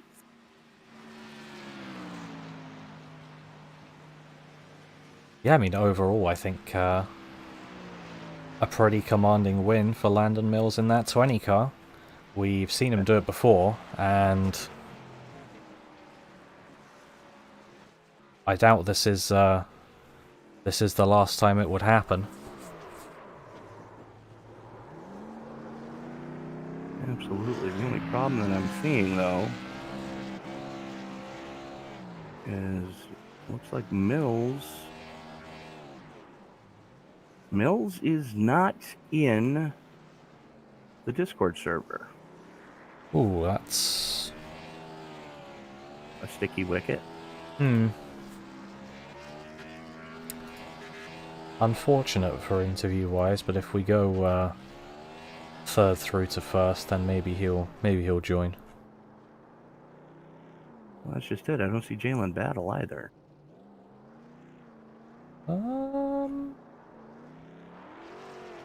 Nobody is showing in PMS right now. Huh. You're not wrong. I mean, we do have Villarreal. All right. Well, At least. let's talk to the driver of the 23. Francisco Villarreal, Jason and Tony up in the booth. Do you have us, sir? Yep, got you loud and clear. So talk us through, just how difficult the strategies were tonight, and some of the different tire strategies we were seeing, and how did you survive those melees? Well, I made it a lot more difficult for myself. I got a speeding penalty and went 2 laps down. I think on the very first green flag stop that we did. And on one run, I decided to stay out because I felt like it was too soon to take tires. So I went 2 full runs, and I think I did about 60 or 70 laps on one set of tires. They started coming in towards the end, and I realized, old tires are bad, but they if you drive it right, you can have a little bit of speed. So drove my way back up to, I think, 8th or 9th, and then with a little bit of luck and cautions and stuff, got back on the lead lap. And as a matter of fact, right there at the end of the race, I still had 1 extra set left in my pits. Well, you use the strategy to get back on the lead lap, getting the wave around there. I mean, were you hoping for a caution, or did you were you hoping it was going to go green the rest of the way? I had to bank on a caution because so what happened was I got the wave round and I was still 1 lap down, but I only had 8 laps of fuel left. So I Ooh. legit had to have a caution within those 8 laps. If not, I was just done for. Luckily, the caution came out within like a lap or two, and it just made it so much easier for me. Was able to come in. I had a little bit of damage, got that fixed, fresh set of tires, and I was able to I was able to pull off a second with after a great battle with Jalen. Yeah, absolutely. I mean, you mentioned that battle in the closing laps. Did you think did you know you had enough? Did you hope you had enough to hold him off, considering he had about 30 lap newer tires than you did? There at the end, I knew I was pushing my tires really tough to just try and get as many spots since I was on newer tires, but I knew I had pushed him a little too much, and I was worried that he was going to run me down. But right there at the end, I think he was pushing it just as hard as I was, causing the tires to kind of even out, allowing me to pull away a little bit there at the end. Fair enough. But next week we completely shift gears, literally, and we go to Sears Point. Your thoughts going into the road race next week? Uh, Better hope for some luck. I am not a road guy by any means. I know it's gonna come down to the final race. I believe Jalen should still have the lead in points after this, but I think I moved up 1 spot to second and might have spread the gap by a little bit. So I'm hoping for a little bit of luck next week that I could close the gap, and then that way when we get to Nashville Super Speedway, it's a race for the championship. Well, according to my high-powered gazintas, with you finishing ahead of him, and you were only 6 points back, you have a 4-point lead going into next week. That sounds about right. I think the only thing that might change that is the bonus points for leading a lap and stuff. You both led a lap tonight. I led a lap. Yep. Oh wow. Well, that's news to me. I didn't even realize it. Yes, sir. Well, well, that's cool. So it's gonna be fun. It's gonna be fun. The game plan is just to survive. This track was I needed a good finisher. Well, you definitely got it tonight. Who do you need to thank before we let you go celebrate the podium with your team? Shout out to my team of Brian Chu, Emily, and Skylar. I know Skylar had some really bad luck. Shout out to Jalen. We had an awesome battle. It was fun. I love aggressive racing and just fun racing. Shout out to my gaming org, the St. Louis Leviathans. Always showing love and support. And yeah, shout out to you all for putting on the broadcast, and shout out to the league for putting on the race. All right, Francisco Villarreal. Looking forward to seeing what you can do next week at Sears Point. Best of luck to you, sir. Thank you. Appreciate it. So that was our second place finisher. And I believe you have third place with you now, Jason. Yep. Hello, Jalen. Do you copy? Yep, gotcha, guys. Yeah. Well, overall, congratulations on the third place. How do you think it went in the end? Well, seeing that I'm talking to you guys this week, and I think it's been a few months since that happened, I'll take it. I'll take third place. I mean, I think we had a pretty decent car on the long runs there if we ever got one at the beginning of the race, and got a little bit of damage on a restart. And by that point, I was just kind of trying to salvage and points race, and had a really fun battle there at Francisco at the end there. It was just really fun. I think Landon just kind of had it. I don't think he had damage, and I had to get on him on a restart there and put dirty air on him. But overall, I'll take it. I mean, it's a pretty solid Atlanta race. Happy nothing went wrong. No issues with my PC. Nothing crazy. So I'll take a solid third place. Yeah, it's always good to be on the podium, especially at your home race. And we were just interested looking at the strategy, actually. I think a lot of things would have been thrown up if there had been a caution at the end. Did you have any tires left at the end, or were they all used? Unfortunately, I think I used them all there at that point. I think if we had got a caution there, if people had an extra set, it would have benefited them greatly. Tires were so important here. I think I probably used them up a little bit on the beginning parts of the race, and since we got a decent amount of cautions there before halfway, it kind of equaled out and kind of just wasted a set. But the main thing was just to make sure I was staying on the leader strategy and not putting ourselves in a situation where we get caught a lap down. Kind of, I think the restart of about 30 or 50 to go, somewhere around there. There was like 4 cars in the elite lap, and like 7 of them had to get a wave around. I just didn't want to be in that spot racing for points, but thankfully didn't come to that, and we got a P3. Yeah, well, overall, still a decent points situation coming into the race at Sonoma next week. How are you feeling about that one on a road course for the second to last race in the chase? Not too excited to go to the road course, honestly. It can get strung out, but it's just you're just kind of racing yourself at that point, and I haven't really been a road racer, never have been. So hopefully we can go there and make it a close battle to the last race, Nashville. Yeah, well, either way, good luck for those two. And before we let you go, is there anyone that you need to thank? Shout out to PMS. I think we got a few good guys there I got to go talk to. I think they've been doing pretty well. They're pretty solid, and obviously shout out to Rhea with putting on the league and all the events that she puts on with this league throughout the weekend. Always fun to participate in them. So I think that's going to be about it. Yeah, well, thank you very much, and we look forward to seeing you in the final 2 races. All right, 10-4. Thanks, guys. So that was our third place finisher, Jalen Battle. And joining us now, the man of the hour, just put on a clinic on how to drive a 1.5 miles. Congratulations on the win, Landon Miller. Thank you. Talk us through, some of the differences in strategy that we saw tonight. We saw you kind of leading the charge down pit road every time. Was that the game plan from the jump, or was it just the way things were falling? You wanted to kind of experiment. Can I say I'm probably going to talk about 2 things, like actual racing on the track and pit strategy. As far as pit strategy, since you mentioned, first of all, it's Atlanta, so that's an absolute tire eater. But I feel like the cautions fell at times where there's not a lot of gamble. There's not many different strategies. There's about 2 different strategies in that race, and the first one was just to pit, after the run.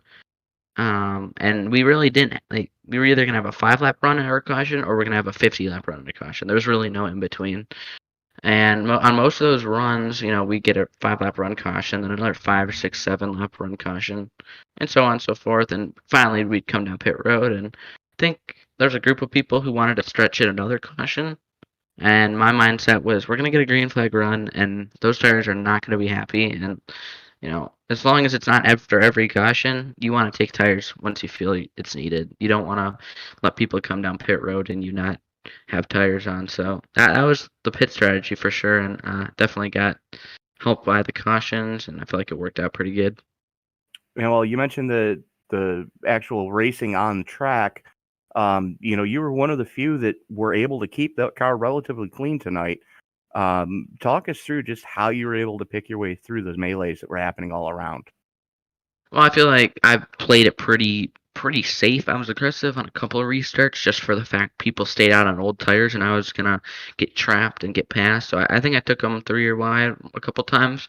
But, other than that, clean racing, just trying to stay up front and save the tires, not get up in people's stuff. Because, yeah, like you said, I had a 0x. I didn't really touch anybody. So, I felt like as long as I could, play smart and not put myself in a bad situation, like I sped on pit road early and almost got myself killed in one of those wrecks. I felt like I was going to have a good race and be up there at the end to get a win. So in the end, that's what happened.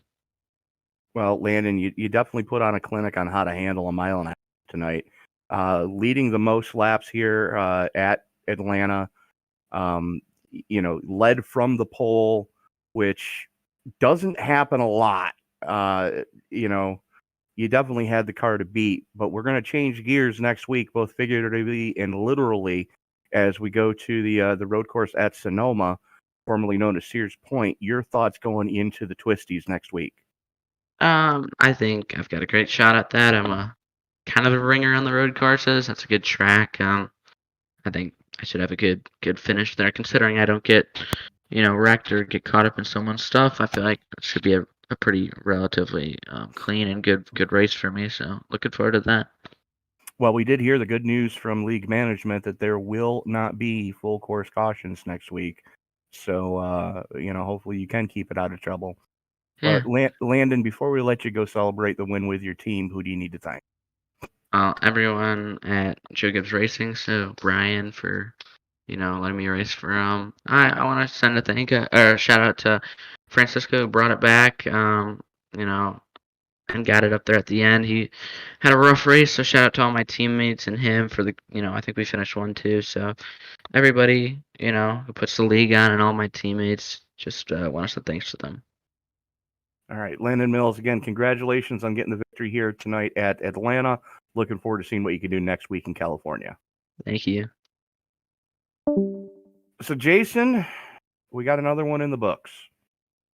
Yeah, exactly. And one closer to that all-important last race at Nashville for the title. And it's looking to be shaping up to be an interesting one. Yeah, absolutely. The usual suspects are starting to rear their heads, and you hate to see it. Browder had to miss tonight. Austin Cook had a night he just as soon forget.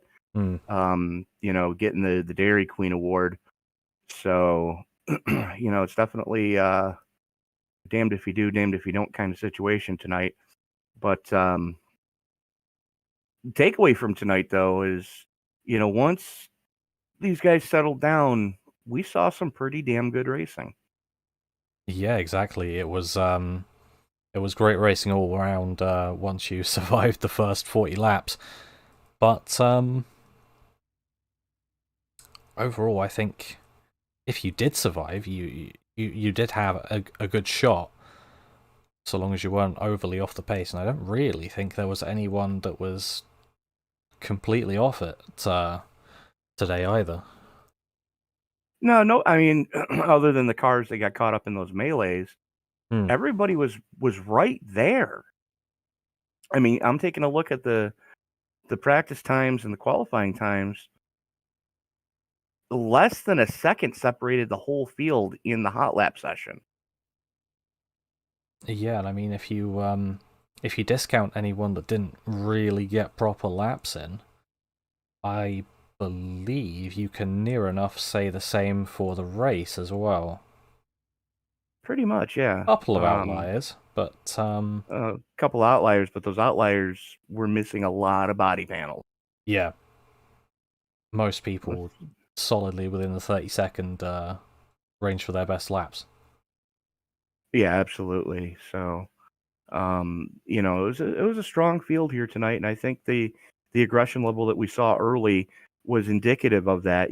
People knew that I've got to try to make these moves on fresh tires because this is going to be my only shot. Because once these things fall off, you're looking at about a 2-second fall off after 20 laps. That's huge. Yeah, absolutely. And you really don't want to be stuck behind anyone either, because, that is not going to do wonders for your tires or your time. True story. But, yeah. Let's take a quick rundown of the finishing order. What do you say? Yeah, sure. Go for it. Landon Mills coming home with the victory. Francisco Villarreal, Jason Battle rounding out your podium. Joey Burgee, Marcus Hagman, Brian Chu, Russell Bratka, Derek Cook rounding out your lead lap cars in 8th. Casey Tomlinson, the first car, 1 lap down in 9th. JB Banner in 10th. Mike Smith, Brian Treadwell, Carl Rourke, Joey Manis, and Gavin Marlin rounding out your top 15.